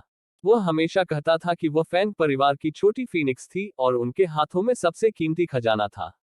उन्होंने उस पर स्नेह किया, उसकी सेवा की, उसकी रक्षा की, और उसे खुश और आनंदित देखने के लिए अपने पास मौजूद हर चीज में से उसे सर्वश्रेष्ठ दिया। यह देखकर कि उसकी आंखें धुंधली हो रही थी, बूढ़ा पैट्रियार्क फैंग अचानक घबरा गया और वह आगे बढ़ा। लिटिल फैंग, क्या हुआ? तुम्हें किसने धमकाया? तुम दादाजी को बताओ और दादाजी तुम्हारे लिए उसे मारेंगे। यह दिखाने के लिए कि वह बल प्रयोग करेगा, उसने अपनी मुट्ठी बंद की और उसे उसके सामने हिलाया। फैंग जियू ने अपना सिर हिलाया और उसका हाथ पकड़ लिया, और उसे लोगों की भीड़ के भीतर से फैंग निवास की ओर चलने के लिए बाहर ले गई। जैसे जैसे वे चल रहे थे, उनके कदम धीमे थे, वह कुछ नहीं बोली। उसके पक्ष में मौजूद पुराने पैट्रियार्क फैंग ने खुद को उसकी पसंद के अनुसार नेतृत्व करने की अनुमति दी और बस आज्ञाकारी रूप से उसके पीछे चला गया, कभी कभी सावधानी से उसकी ओर देखते हुए सोचता था कि वह क्यों रोई थी। लिटिल फैंग, क्या तुम्हारे पास अभी भी पैसे हैं? उसने सावधानी से पूछा। फैंग जियू के कदम रुक गए और वह अपने दादाजी की ओर देखने लगी, इससे पहले कि वह उन्हें देने के लिए चांदी की एक डली निकालती। बूढ़े पैट्रियार्क फैंग ने इसे खुशी से लिया और उसके मुंह पर मुस्कुराहट फूट पड़ी और उसने कहा, आप यहाँ एक पल के लिए दादाजी की प्रतीक्षा करें। भागो मत। जैसे ही वह बोला, वह उछलकर दूर चला गया। कुछ देर बाद बूढ़ा आदमी दौड़ता हुआ वापस आया और उसने अपने हाथ में कुछ छिपाया और उसे फेंग जियू को प्रस्तुत किया जैसे कि वह एक अमूल्य खजाना प्रकट कर रहा हो और कहा, नहीं, दादाजी ने इसे आपके लिए खरीदा है। यह आपका पसंदीदा है। सुगंधित कमल के बीज। इन सुगंधित कमल के बीज खाने के बाद आप अब और नहीं रोएंगे। उन शब्दों को सुनकर और उसके हाथ में सुगंधित कमल के बीज के पैकेट को देखकर उसका गला रुंध गया। उसका दिल अचानक ऐसा महसूस हुआ जैसे यह किसी चीज से भर गया हो। कुछ गर्म लेकिन थोड़ा कड़वा महसूस हुआ। दादाजी चिल्लाना चाहता था लेकिन जोर से चिल्लाने की हिम्मत नहीं कर रहा था। मेरा चेहरा ढका हुआ है। तुम्हें कैसे पता कि मैं तुम्हारी लिटिल फैंग हूं? जैसे ही उसने अपने दिल में जोर से सवाल पूछा, उसका हाथ सुगंधित कमल के बीज के पैकेट पर गया। आखिरकार यहाँ तक मुरोंग यीहुआन और सु रुओ यून भी उसे पहचानने में सक्षम नहीं थे, तो उसके दादाजी कैसे पहचानने में सक्षम थे? यह कौन जानता था, लेकिन उसके शब्दों ने पुराने कुलपति की ओर से तिरस्कार भरी निगाहें खींची। तुम्हारे दादाजी ने तुम्हें जन्म से ही बड़े होते हुए देखा था और अब तुम मुझसे कह रही हो कि चेहरे पर घूंघट डालकर मैं तुम्हें पहचान नहीं पाऊंगी। इसके अलावा तुम्हारे दादाजी अभी कुछ महीनों के लिए एकांत खेती में चले गए हैं, मैं तुम्हें कैसे नहीं पहचान पाऊंगा? उनकी बातें सुनकर फेंग जियू को याद आया कि घटना घटित होने से पहले ओल्ड पैट्रियार्क एकांत खेती में थे और वह अभी अभी एकांत से बाहर आए थे और तुरंत शराब की तलाश में बाहर आए थे। वह अनुमान लगा रही थी कि बूढ़े व्यक्ति ने अभी भी धोखेबाज फेंग किंग जी को फेंग निवास में वापस नहीं देखा है। तो फिर क्या तुम्हें यह याद आ गया कि तुम किस परिवार से हो? बूढ़े पैट्रियार्क फेंग ने उसकी ओर देखा और अपना सिर हिलाते हुए आह भरते हुए कहा, छोटी फेंग, दादाजी अभी कुछ महीनों के बाद एकांत से बाहर आए हैं, लेकिन मुझे ऐसा क्यों लगता है कि आप मूर्ख बन गए हैं? आप मेरी पोती हैं, इसलिए आप जिस भी परिवार से संबंधित हैं, मैं स्वाभाविक रूप से उस परिवार से संबंधित होऊंगा। क्या आपको अभी भी पूछने की जरूरत है? फेंग जियू के मुंह का एक कोना हिल गया। हालांकि उसने जो कहा वह किसी भी तरह से बिल्कुल गलत नहीं था, लेकिन उसे यह सुनना कुछ अजीब क्यों लगा? इसके अलावा यह स्पष्ट था कि उसे अभी भी याद नहीं आया कि वह स्वयं कौन है। वे दोनों दिन के आधे समय तक सड़कों पर टहलते रहे और जब वे फेंग निवास के मुख्य दरवाजे के पास आए, तो वह रुक गई और बोली, आप बस अब वापस जा सकते हैं। अगली बार जब आप बाहर आएं, तो फेंग गार्ड को दोबारा मौका न दें, अन्यथा आप एक बार फिर घर का रास्ता भूल जाएंगे। बूढ़े पैट्रियार्क फेंग ने सोचा कि उसने जो कहा वह अजीब लग रहा है और उसने फेंग निवास के दरवाजे पर नजर डाली, फिर पीछे मुड़कर देखा तो फेंग जियू दूर जाने के लिए मुड़ा था, जहां उसने हैरानी से पूछा, लिटिल फेंग, क्या आप दादाजी के साथ वापस नहीं जा रहे हैं? आप अभी भी कहाँ जा रहे हैं? यह कहते हुए वह उसके पीछे पीछे चला और उसे व्याख्यान देने लगा, तुम मुझे बताओ, तुम एक अकेली लड़की हो, जब तुम बाहर आई तो तुम्हारे पीछे कोई कैसे नहीं आ सकता था? अगर तुम खतरे में पड़ जाओ और अपहरण कर लिया जाए तो तुम क्या करोगे? हमारे परिवार के पास केवल तुम ही एकमात्र अनमोल गठरी हो। यदि तुम्हारा अपहरण हो जाता है तो हम तुम्हें कहाँ ढूंढेंगे? तुम वापस नहीं जा रहे हो? फेंग जियू ने अपने दादाजी की ओर अजीब नजरों से देखते हुए पूछा। उसका दिल काफी उलझन में लग रहा था। यह बहुत बढ़िया है। अब वह उसके साथ क्या करेगी? बूढ़े पैट्रियार्क फेंग ने मुस्कुराते हुए उसकी ओर देखा और निहत्थे भाव से कहा, क्या आप कुछ और घूमने जा रहे हैं? दादाजी आपके साथ रहेंगे और साथ ही आपकी रक्षा भी करेंगे। हो सकता है आपके दादाजी महीनों के एकांतवास के बाद अभी अभी बाहर आए हों और मैं इतनी जल्दी वापस नहीं जाना चाहता। फिर उसने अपने कूल्हे पर लटके वाइन लौकी को थपथपाया और कहा, और मैंने अभी तक वाइन खत्म नहीं की है। फेंग निवास के मुख्य दरवाजों की ओर देखते हुए और फिर अपने बगल वाले बूढ़े व्यक्ति की ओर देखने के बाद, उसने बूढ़े व्यक्ति को दूर ले जाते हुए बिना आवाज के आह भरी। फेंग निवास के अंदर फेंग जियो, जो मुरोंग यीहुआन के साथ बातचीत कर रहा था, प्रबंधक की रिपोर्ट सुनकर तुरंत अपने पैरों पर खड़ा हो गया और गहरी आवाज में चिल्लाया, क्या आप सभी को यह भी एहसास नहीं हुआ कि ओल्ड पैट्रियार्क एकांत से बाहर आया था और आप उसे फेंग निवास के अंदर और बाहर कहीं भी नहीं पा सकते हैं? प्रबंधक ने अपना सिर झुका लिया, फेंग जियो से नजरें मिलाने की हिम्मत नहीं की और कहा, हाँ, यह सही है। आपके पुराने नौकर ने पहले ही गार्डों को बाहर जाकर तलाश करने के लिए भेज दिया है, लेकिन अभी तक कोई खबर नहीं आई है। वो फिर से शराब की तलाश में निकल गया होगा। फेंग जियो ने मुरोंग यीहुआन की ओर देखा और थोड़ा चिंतित स्वर में कहा, बूढ़ा कुलपति गायब है और मुझे उसकी तलाश करने की जरूरत है। किंग जी वापस आने के बाद से अपने कमरे के अंदर छिपी हुई है और मुझे उसे देखने में मेरी मदद करने के लिए आपको परेशान करने की आवश्यकता होगी। अंकल जियो, क्या आप चाहते हैं कि मैं भी खोज में मदद के लिए अपने आदमी भेजूं? मुरोंग ही हुआन पूछने के लिए खड़ा हुआ। उसकी जरूरत नहीं होगी। हमारे पास यहाँ पर्याप्त आदमी है और मुझे लगता है कि वह शहर के भीतर शराब की दुकानों में से एक में होगा। हम इसे अपने दम पर संभालने में सक्षम होंगे। ऐसा कहने पर फेंग जियो ने मुरोंग ही हुआन के उत्तर की प्रतीक्षा नहीं की, बल्कि तेजी से बाहर चला गया और उसने तेज आवाज में कहा, बूढ़े पैट्रियार्क की सुरक्षा के लिए नियुक्त फेंग गार्ड्स को मुझसे पहले यहाँ आने के लिए बुलाओ। फेंग जियो को चौड़े कदमों से चलते हुए देखकर मुरोंग ही हुआन एक पल के लिए अपनी जगह पर खड़ा हो गया, इससे पहले कि वह फेंग किंग गे के आंगन में आने के लिए घर में आगे बढ़े। वहां इंतजार कर रही दो नौकरानियों ने जब मुरोंग ही हुआन को देखा तो तुरंत अपने घुटनों को झुकाकर अभिवादन किया और उसे संबोधित किया, लॉर्ड थर्ड प्रिंस, आप दोनों को बर्खास्त कर दिया गया है। वह आंगन में ही खड़ा रहा और उसने दोनों नौकरानियों को हटने का इशारा किया।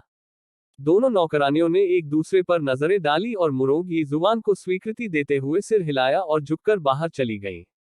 फैंग क्विंगजी अपने कमरे के अंदर थी जब उसने बाहर मुरोंग ही हुआन की आवाज सुनी, और जितना अधिक उसने इसके बारे में सोचा उसका दिल और अधिक व्यथित हो गया।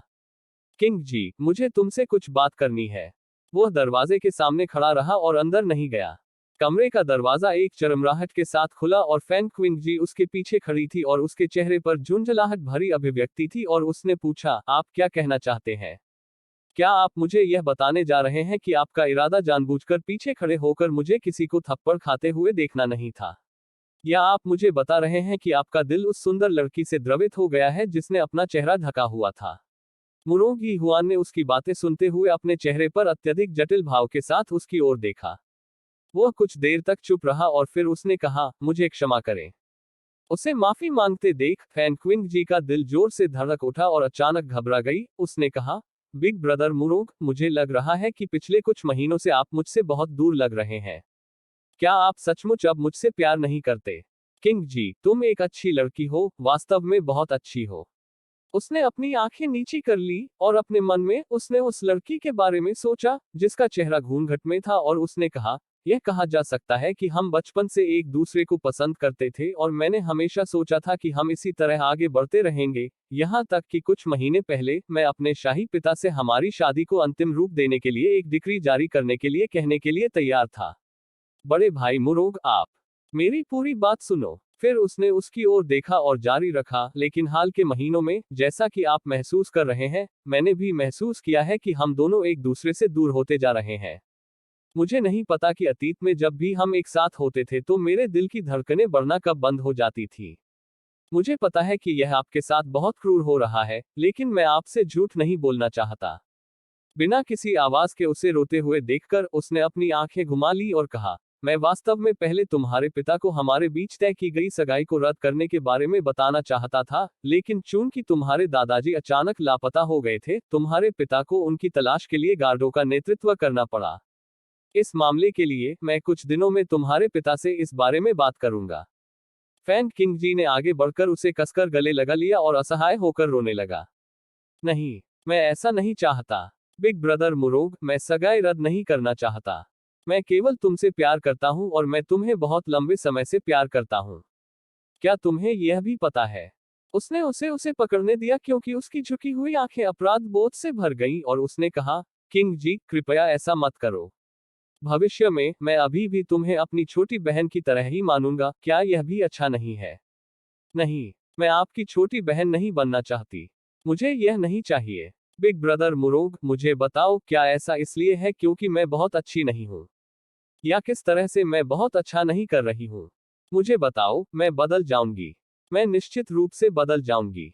उसने अपना सिर उठाया और उसकी ओर देखा, उसके चेहरे पर दुख के साथ आंसू बह रहे थे। जो कुछ उसने अभी अभी सुना था उस पर विश्वास करने में असमर्थ थी।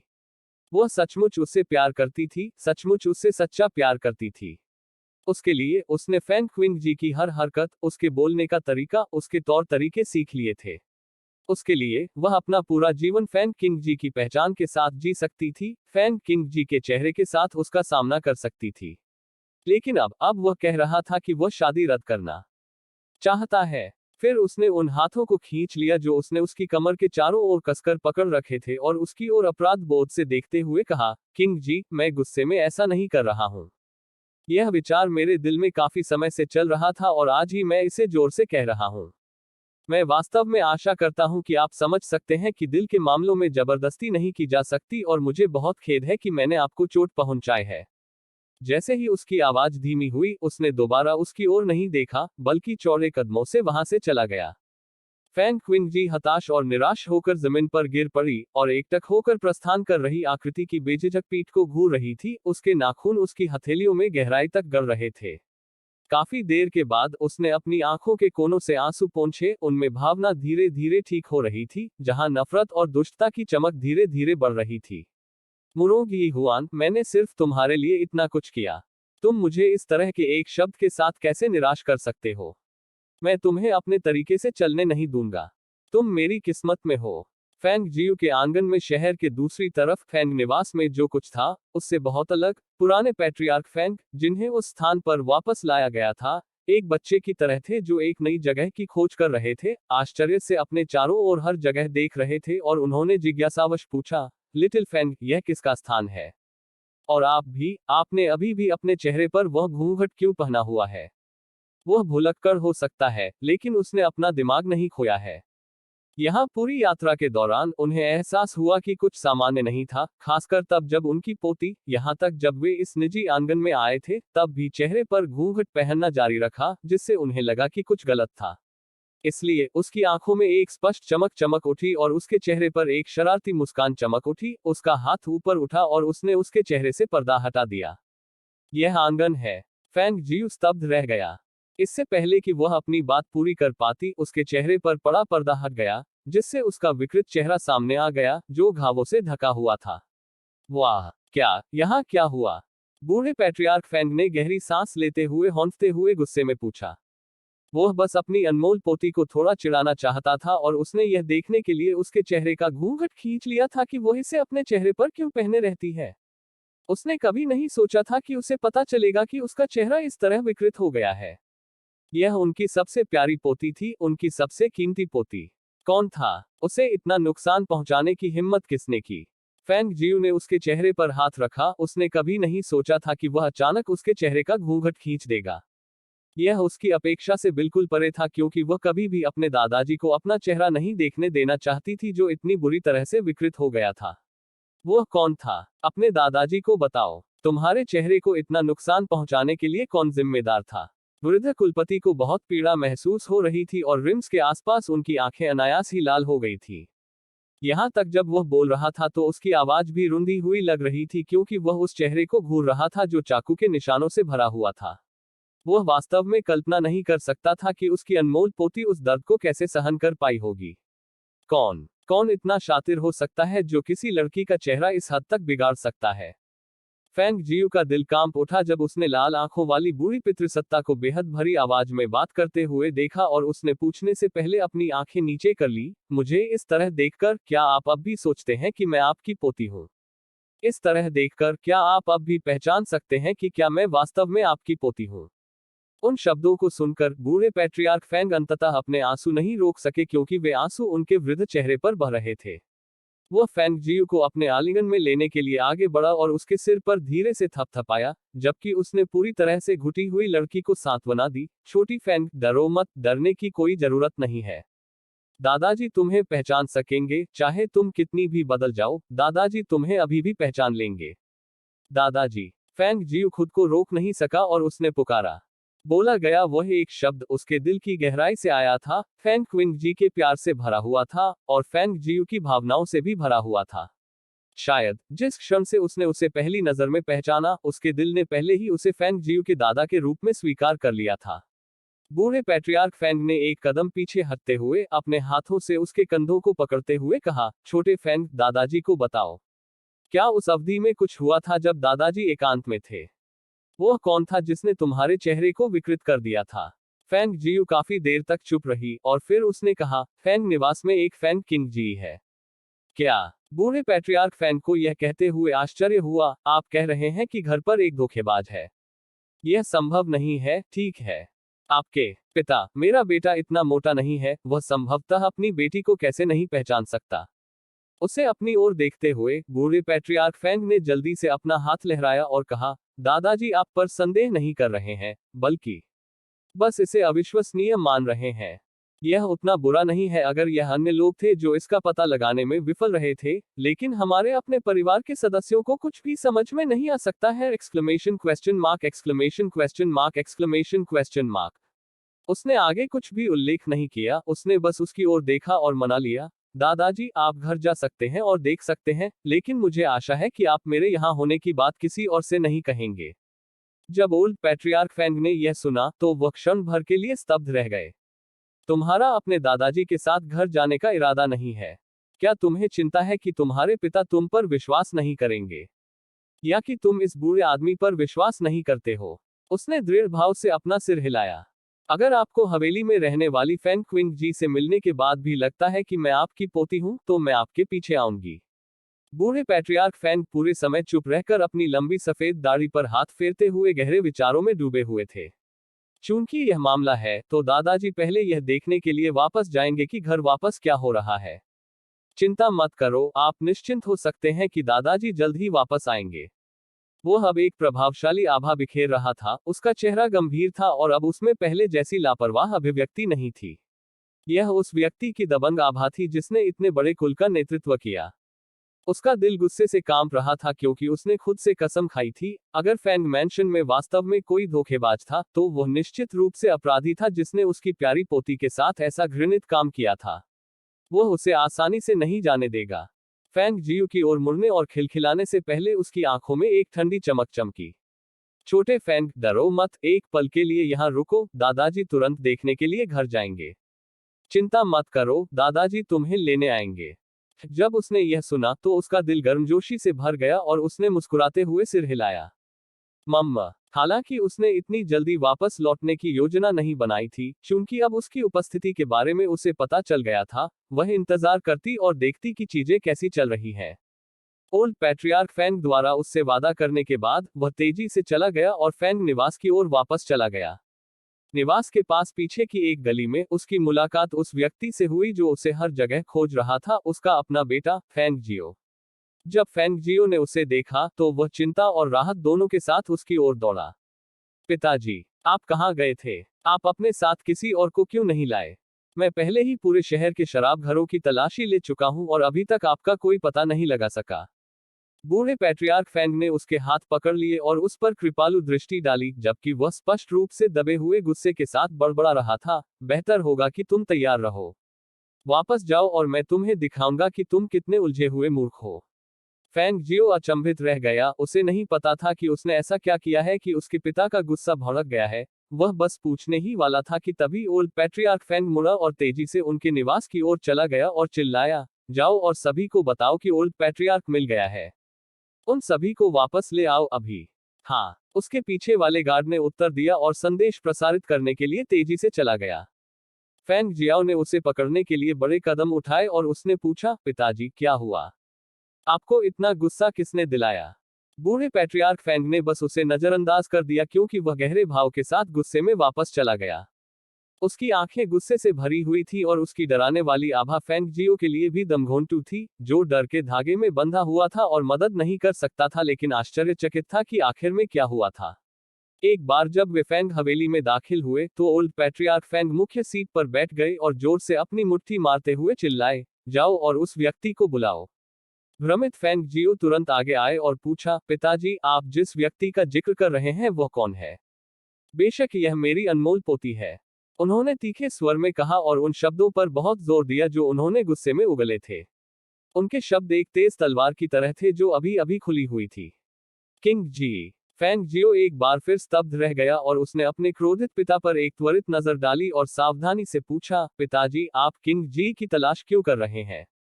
उसने आपके क्रोध को भड़काने के लिए क्या किया? लेकिन यह संभव नहीं है।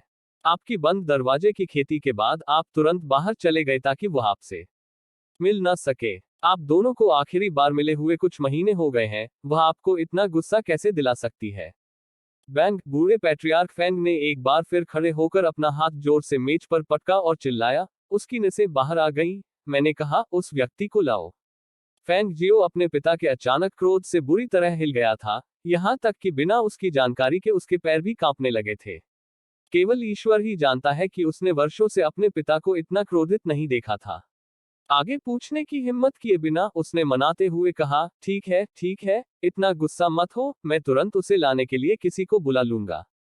जिसके बाद उसने तुरंत प्रबंधक को अपनी बेटी को लाने का निर्देश दिया।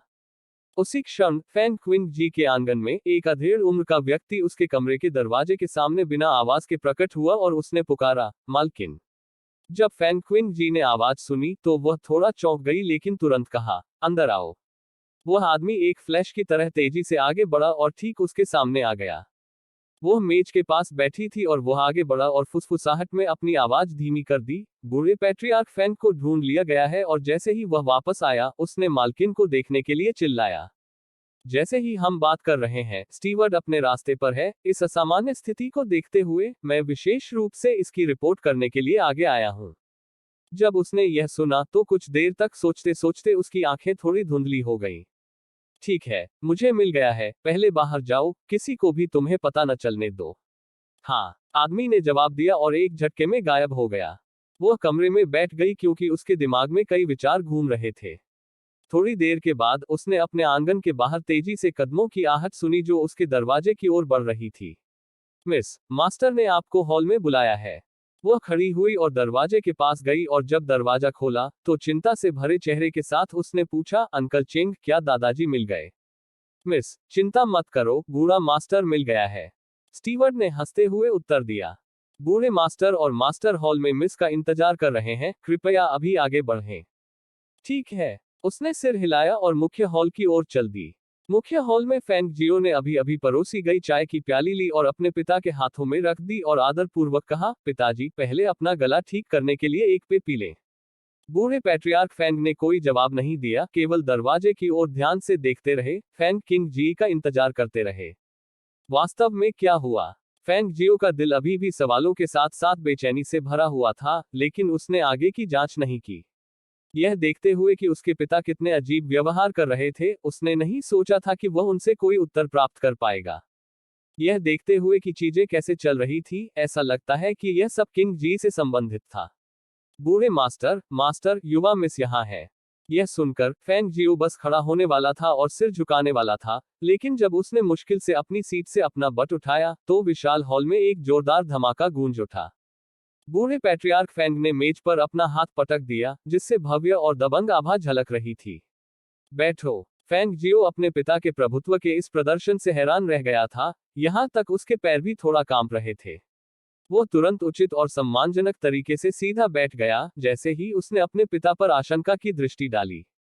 हालांकि उसकी मुलाकात एक जोड़ी आंखों से हुई थी जिनमें आग भड़क रही थी।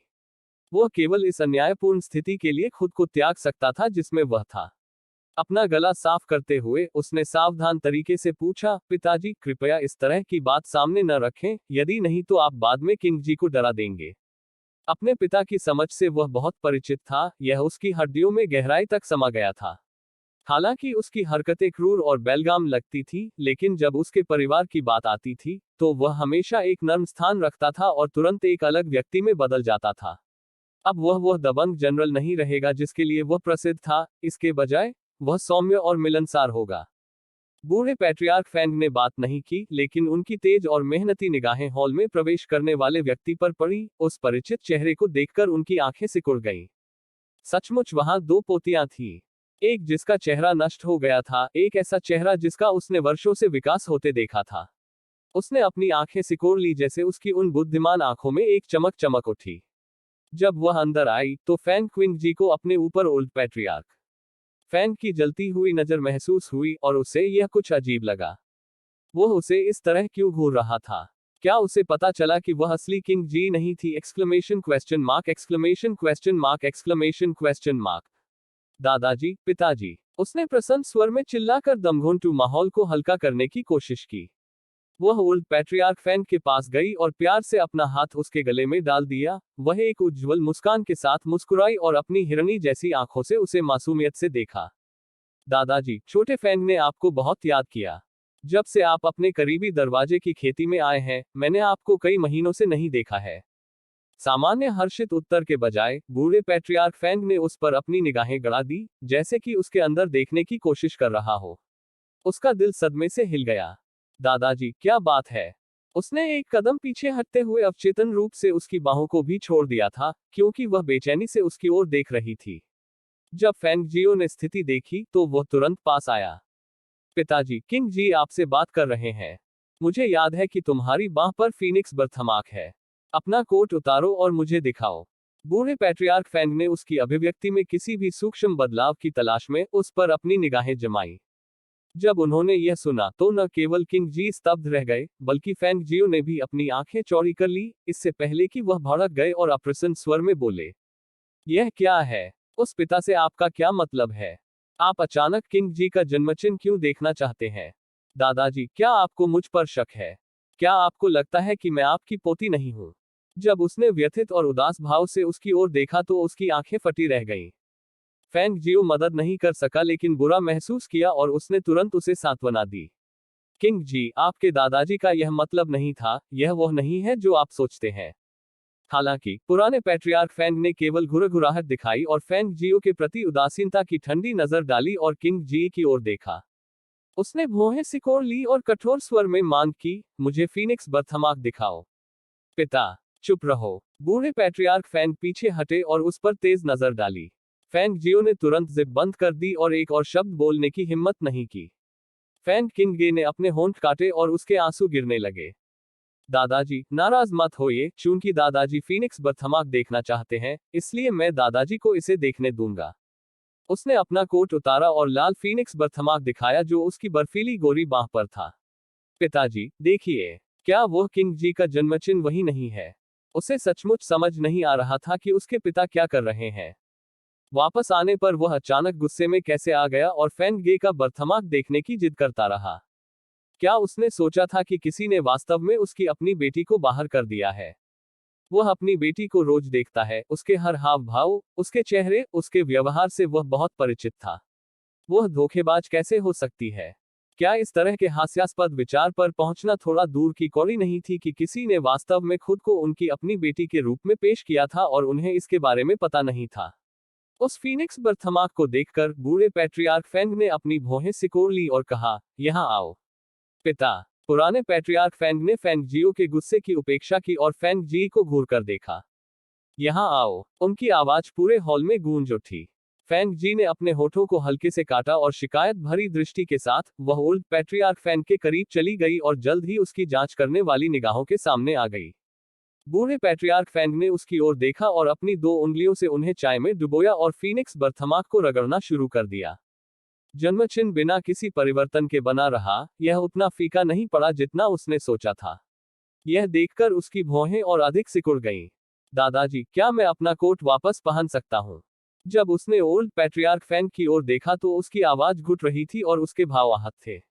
अपने पिता के उत्तर की प्रतीक्षा किए बिना फेंग जियो ने तुरंत कहा, किंग जी, जल्दी से अपना कोट वापस पहनो और अपने कमरे में वापस जाओ, मैं तुम्हारे दादाजी से बात करूंगा। मम्मा। जैसे ही उसने जल्दी से अपना कोट पहना और बाहर भागी, उसके आंसू बहने लगे। उसे इस तरह से जाते हुए देखकर फेंग जियाओ ने अपने धनुष एक साथ बांधे और दृढ़ स्वर में पूछा, पिताजी, यह सब क्या था? क्या आपको अपनी ही पोती पर शक है? बूढ़े पैट्रियार्क फेंग ने उसकी ओर देखा और उसकी नजरें धुंधली हो गईं और उसने कहा, यह सही है, मुझे संदेह है कि वह मेरी लिटिल फेंग नहीं है। यह कैसे संभव हो सकता है? पिताजी, जब आप बाहर गए तो आपको क्या हुआ? क्या किसी ने आपको कुछ बकवास बताया और आपने वास्तव में इतनी हास्यास्पद बात पर विश्वास करना चुना? फेंग जियो के लिए यह स्वीकार करना कठिन हो रहा था कि उसके अपने पिता को वास्तव में अपनी ही बेटी पर धोखेबाज होने का संदेह होगा। दुनिया में वास्तव में क्या चल रहा था? फेंग जियो को देखते हुए बूढ़े कुलपति फेंग ने अपना सिर हिलाया। यहां तक कि उसके अपने पिता भी यह भेद नहीं कर पाए थे कि एक धोखेबाज इतने समय से एक ही छत के नीचे रह रहा था। यह कोई आश्चर्य की बात नहीं थी कि उसके छोटे फेंग ने वापस आने की हिम्मत नहीं की थी। वह अपनी पीठ के पीछे हाथ रखकर खड़ा हुआ और एक गहरी सांस छोड़ी। कभी कभी किसी व्यक्ति की आंखें धुंधली हो सकती हैं और ऐसी कई चीजें होती हैं जिन्हें महसूस करने के लिए आपको अपने दिल का उपयोग करना पड़ता है और इसे उस दिल से देखना पड़ता है। आपके पिता इस उम्र तक जीवित रहे हैं और मैंने आपके चावल से ज्यादा नमक खाया है। उन्होंने अपने बेटे की ओर देखा और कहना जारी रखा, भले ही उसका चेहरा लिटिल फेंग जैसा ही हो और उसका फीनिक्स बर्थमार्क भी एक जैसा हो, फिर भी वह हमारी लिटिल फेंग नहीं है। आपको यह महसूस करना चाहिए कि किसी की अपनी भावनाएं कभी भी आपसे झूठ नहीं बोल सकती। बात खत्म करने के बाद उसने देखा कि उसके पिता के व्यवहार में बदलाव आया है और वह तेजी से मुड़ा और लंबे कदम बाहर खींच लिया। फैंग जियो तुरंत चौंक गया और उसने अपने पिता को रोकने के लिए जल्दबाजी की और कहा, पिताजी, आप क्या करने की सोच रहे हैं? बूढ़े पैट्रियार्क फैंग ने उसे घूरकर देखा और कहा, वह मेरी छोटी फैंग नहीं है और मैं उसके चेहरे से नकाब फाड़ने के लिए उसे पकड़ने जा रहा हूं। जब फैंग जियो ने ये शब्द सुने तो वह स्तब्ध रह गया और अनायास ही उसका स्वर भारी हो गया और उसने कहा, पिताजी, क्या आपने अपना दिमाग खो दिया है? वह किंग जी, आपकी पोती, आपकी छोटी फैंग है। फैंग जियाओ को लगा कि उसके पिता पर भूत प्रेत का साया रहा होगा, अन्यथा यह संभव नहीं था कि वह ऐसे हास्यास्पद शब्द कहेंगे। थम्फ, मुझे लगता है कि आप पागल हो गए हैं। आप अपनी बेटी को नकली से अलग भी नहीं कर सकते हैं और फिर भी आपके पास यह कहने का साहस है कि आप लिटिल फैंग के पिता हैं। क्या आप जानते हैं कि लिटिल फैंग को किस तरह की पीड़ा सहनी पड़ी थी? क्या आप यह भी जानते हैं? अपनी प्यारी छोटी पोती के बुरी तरह से विकृत चेहरे की छवि को याद करते हुए उनका गला तुरंत भर गया और अपने बेटे को देखते हुए उनकी आंखें गीली हो गईं। क्या आपने कभी सोचा है कि अगर हमारे घर में फैंग किंग जी नकली है, तो हमारी कीमती लिटिल फैंग कहाँ है? क्या वह पीड़ित है? क्या वह किसी दुर्घटना का शिकार होगी? आपने नहीं किया। आप यह सोचने की हिम्मत भी नहीं करते कि ऐसी कोई संभावना है। यहाँ तक जब मैंने आपको इसके बारे में बताया, तब भी आप इस पर विश्वास करने से इनकार करते हैं। आप मुझे बताएं, आप जैसे पिता के साथ मेरी लिटिल फैंग यहाँ वापस आने की हिम्मत कैसे करेगी? पिताजी, आप जो कह रहे हैं वह कुछ ऐसा है जो संभवतः घटित नहीं हो सकता। मैं बहुत स्पष्ट हूं कि मेरी बेटी कौन है क्योंकि वह हमेशा मेरे साथ रही है और उसके बारे में कुछ भी अजीब नहीं है। तो आप यहाँ जो कह रहे हैं वह कैसे हो सकता है? पिताजी, क्या आप बहुत थके हुए महसूस कर रहे हैं? या आपने खुद को नशे में कर लिया है? मैं आपको थोड़ा आराम करने के लिए आपके कमरे में वापस जाने में मदद क्यों नहीं करता? फैंग जियो आगे बढ़ना चाहता था और अपने पिता की मदद करना चाहता था, लेकिन अप्रत्याशित रूप से बूढ़े पैट्रियार्क फैंग ने अपनी आस्तीनें जोर से हिलाई और एक शक्तिशाली शक्ति सामने आई, जिसने फैंग जियो को कई मीटर पीछे धकेल दिया। नालायक बदमाश, तुम रुको और देखो। जब तक मैं उस चोर धोखेबाज से निपट नहीं लेता और असली लिटिल फैंग को यहाँ वापस नहीं ले आता, तब तक रुको, इससे पहले कि मैं तुमसे निपटूं। बूढ़े पैट्रियार्क फैंग ने गुस्से में चिल्लाते हुए अपनी क्यूई को बुलाया और सीधे फैंग किंग गे के आंगन की ओर छलांग लगा दी। पिता, फैंग जियाओ को बहुत झटका लगा और चिल्लाने के बाद उसने पीछा करने की जल्दी की। अफसोस, उसकी शक्तियां पुराने पैट्रियार्क फैंग से कमतर थी और उसकी गति बूढ़े आदमी की तुलना में फीकी थी। पलक झपकते ही वह अचानक अपने पिता की नजरों से ओझल हो गया। यह देखकर वह जोर से चिल्लाया, पिताजी, कोई उतावलापन मत करो। फैंग पिता और पुत्र ने एक बड़ा हंगामा खड़ा कर दिया था और निवास के लगभग सभी लोगों को सतर्क कर दिया गया था, जहां वे सभी अपने सिर एक साथ चिपकाए हुए थे और धीमी फुसफुसाहट में बहस कर रहे थे। क्या हो रहा है? मुझे लगा कि मैंने पैट्रियार्क को यह कहते हुए सुना है कि यंग मिस एक धोखेबाज है। यह कैसे संभव है? ओल्ड मास्टर फिर से नशे में आ गया होगा। यह कैसे संभव हो सकता है कि यंग मिस नकली है? एक तीखी चीख सुनाई दी और वे सभी लोग जो गर्मागर्म बहस में चर्चा कर रहे थे, अचानक सदमे से स्तब्ध रह गए। ओह, वहां परेशानी है। जल्दी जाओ देखो। जब फैंग जियो अपनी बेटी के आंगन में आए, तो उन्होंने जो दृश्य देखा, उससे उनका दिल बुरी तरह सदमे में आ गया और उनका दिल लगभग उनके पास से निकल गया।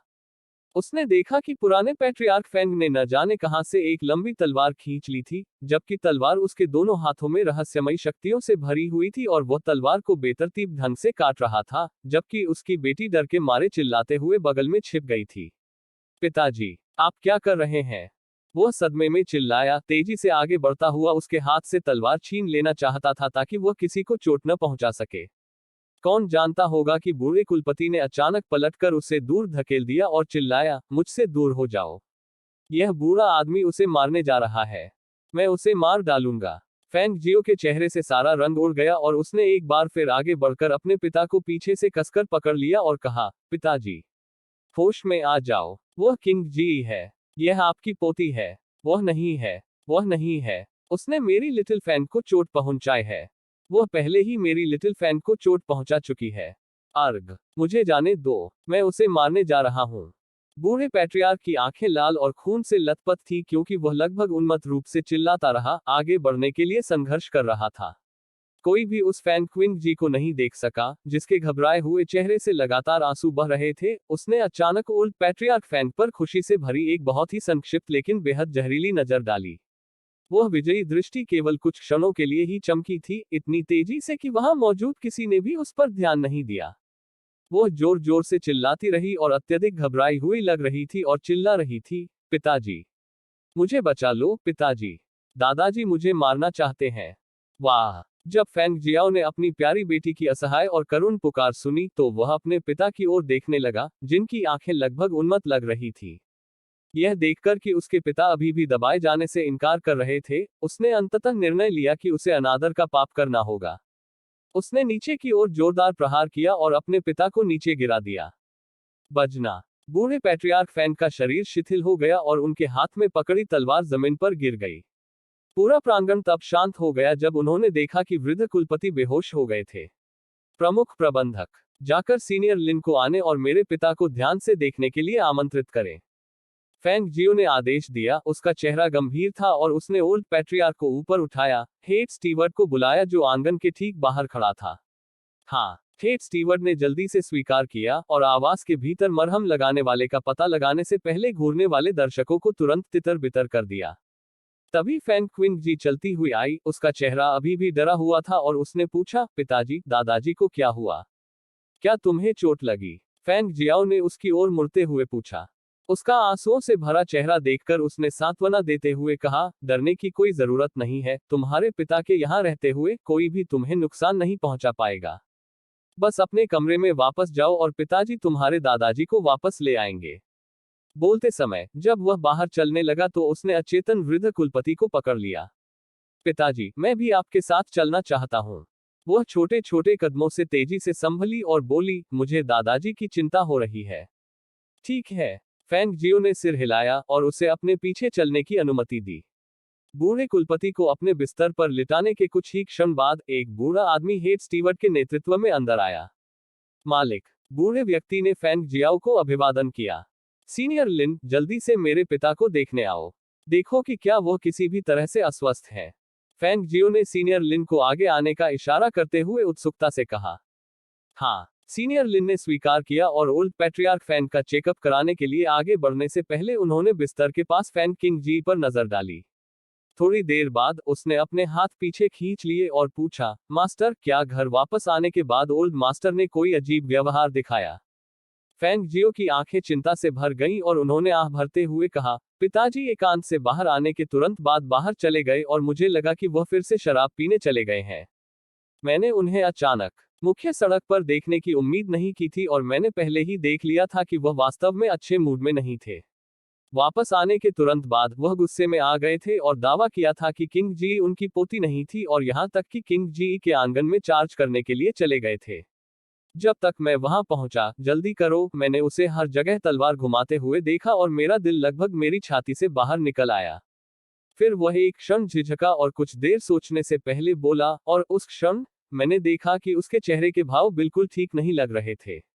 सीनियर लिन ने अपना सिर हिलाया और कहा, तब इसका मतलब समझ में आएगा। पैट्रियार्क को अपनी कल्टिवेशन में कुछ जटिलताओं का सामना करना पड़ा होगा जिसके कारण वह मानसिक रूप से विक्षिप्त हो गए थे। क्या? फैंग जियाओ सदमे में चिल्लाया। आपने कहा कि उन्हें अपनी साधना में कुछ समस्याओं का सामना करना पड़ा जिसके कारण वे मानसिक रूप से विक्षिप्त हो गए। यह सुनकर बूढ़े व्यक्ति ने भौहें चढ़ा ली और कहा, यदि मास्टर को मेरी बात पर विश्वास नहीं है, तो आप किसी और को ओल्ड पैट्रियार्क का इलाज करने के लिए कह सकते हैं। लेकिन मैं फिर भी आपको बताऊंगा कि चाहे कोई भी आए, यह वैसा ही होगा। इसके अलावा वर्तमान स्थिति को देखते हुए ओल्ड मास्टर को बंद कर देना सबसे अच्छा होगा, या जब वह फिर से जागेगा तो हमें नहीं पता होगा कि वह अभी भी पहले की तरह प्रतिक्रिया करेगा या नहीं। ओल्ड मास्टर वर्तमान में बहुत खतरनाक है और उसे नहीं पता होगा कि वो खुद क्या कर रहा है। आप कह रहे हैं कि जब दादाजी जागेंगे तो हो सकता है कि वो फिर से तलवार लेकर मेरे पीछे आए? फैंग क्विंग जी ने कांपती आवाज में पूछा। उसका चेहरा पीला पड़ गया था। वरिष्ठ लिन ने सिर हिलाया, मम्मा, यह बहुत संभव है कि वह ऐसा करेगा। उन शब्दों को सुनकर फैंग जियो का चेहरा काला पड़ गया। उसने अपनी बेटी की ओर देखा जो बिस्तर पर पड़े बेहोश बूढ़े व्यक्ति पर नजर डालने से पहले अपनी घबराहट को दबाने के लिए संघर्ष कर रही थी और उसने असहाय होकर आह भरी। हम निर्णय लेने से पहले उसे देखने के लिए कुछ और चिकित्सकों को लाएंगे। किंग जी, आप पहले अपने आंगन में वापस जाएं। पिता यहाँ चीजों को संभालेंगे। माम, उसने अपनी आंखें नीची कर ली और सिर हिलाया, यह सोचते हुए कि उसे अनुमान लगाना चाहिए था कि उसके पिता बूढ़े मास्टर को इतनी आसानी से बंद नहीं करना चाहेंगे। आखिरकार उसका अपने पिता के साथ हमेशा घनिष्ठ संबंध रहा है और वह केवल एक चिकित्सक के शब्दों के कारण अपने पिता को बंद करने का निर्णय नहीं लेगा जिसने दावा किया था कि उसके पिता मानसिक रूप से विक्षिप्त थे। लेकिन इससे कोई फर्क नहीं पड़ता कि वह किसे लेकर आया, यह अभी भी वैसा ही होगा, क्योंकि वह उसे विश्वास दिला देगी कि पुराना मास्टर बिना किसी बाधा के आया था। शहर के दूसरी ओर फेंग जियू एक तरफ सिर झुकाए गहरी सोच में बैठी हुई थी। किसी को नहीं पता था कि उसके दिमाग में क्या चल रहा है। यहां तक जब लिन शून वापस लौटी तो उसे इसकी भनक तक नहीं लगी। मालकिन, थम। वह वापस ध्यान में आई और लिन शून को अपने पास खड़ा देखकर उसने पूछा, आप लोग वापस आ गए? क्या आपने किसी को चुनने का प्रबंधन किया?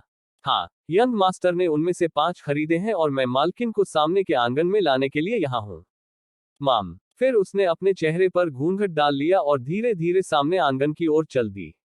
जब गुवान शीलिन ने उसे देखा तो वह तेजी से दौड़ा और बोला, छोटी जी, तुम यहाँ हो?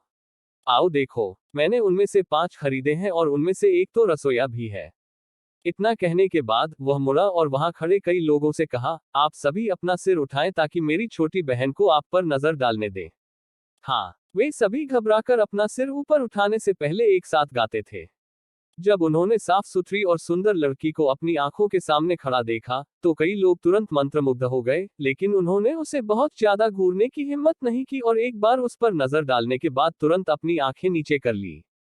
फेंग जियू की नजर लोगों के समूह पर पड़ी और उन्हें मापने के बाद उसने पूछा, आपके नाम क्या है? मालकिन के नौकरों के रूप में मैं हमारी मालकिन से हमारा नाम बताने के लिए विनती करता हूँ। उनमें से थोड़ा अधिक बुजुर्ग रसोइया बोला। चूंकि उन्हें इस घराने में बेच दिया गया था, वे अब से इस परिवार के होंगे और वे स्वाभाविक रूप से उन नामों का उपयोग नहीं कर पाएंगे जो उनके पास अतीत में थे। फिर हम संप्रदाय के रूप में किंग का उपयोग करेंगे और पिंग एंड रू यी को आपस में चुनेंगे। जहां तक की बात है, हम आपको केवल मदर किंग कहेंगे। अनुवादक का नोट, पिंग एंड रू यी को पिंग एंड रू यी के रूप में पढ़ा जाता है। यह सिर्फ एक शुभ शब्द है जिसका शिथिल रूप से अनुवादित अर्थ होगा सुरक्षित और सुचारू नौकायन। हमें हमारा नाम देने के लिए हम मालकिन को धन्यवाद देते हैं। वे सभी घुटनों के बल थोड़ा थोड़ा झुकते हुए संवेद स्वर में बोले। उसने सिर हिलाया और फिर अपने पास बैठे गुवान शी लिन से कहा, बड़े भाई लिन शून को उनके आवास की व्यवस्था करने दीजिए और उन्हें नियमों के बारे में समझाने दीजिए। आज बाहर जाने के बाद मुझे थोड़ी थकान महसूस हो रही है और मैं आराम करने के लिए अपने कमरे में वापस जा रही हूँ। ठीक है, आप बस आगे बढ़ें। गुवान शीलिन ने उसे जाते हुए देखने के लिए सिर हिलाया, इससे पहले कि उसने लेन शून से उन्हें वहीं बसाने के लिए कहा जहां वह उसके बाद अकेले चला गया था। आप सभी मेरा अनुसरण करें, लेन शून ने उनसे कहा और उन्हें आंगन में आगे ले गए।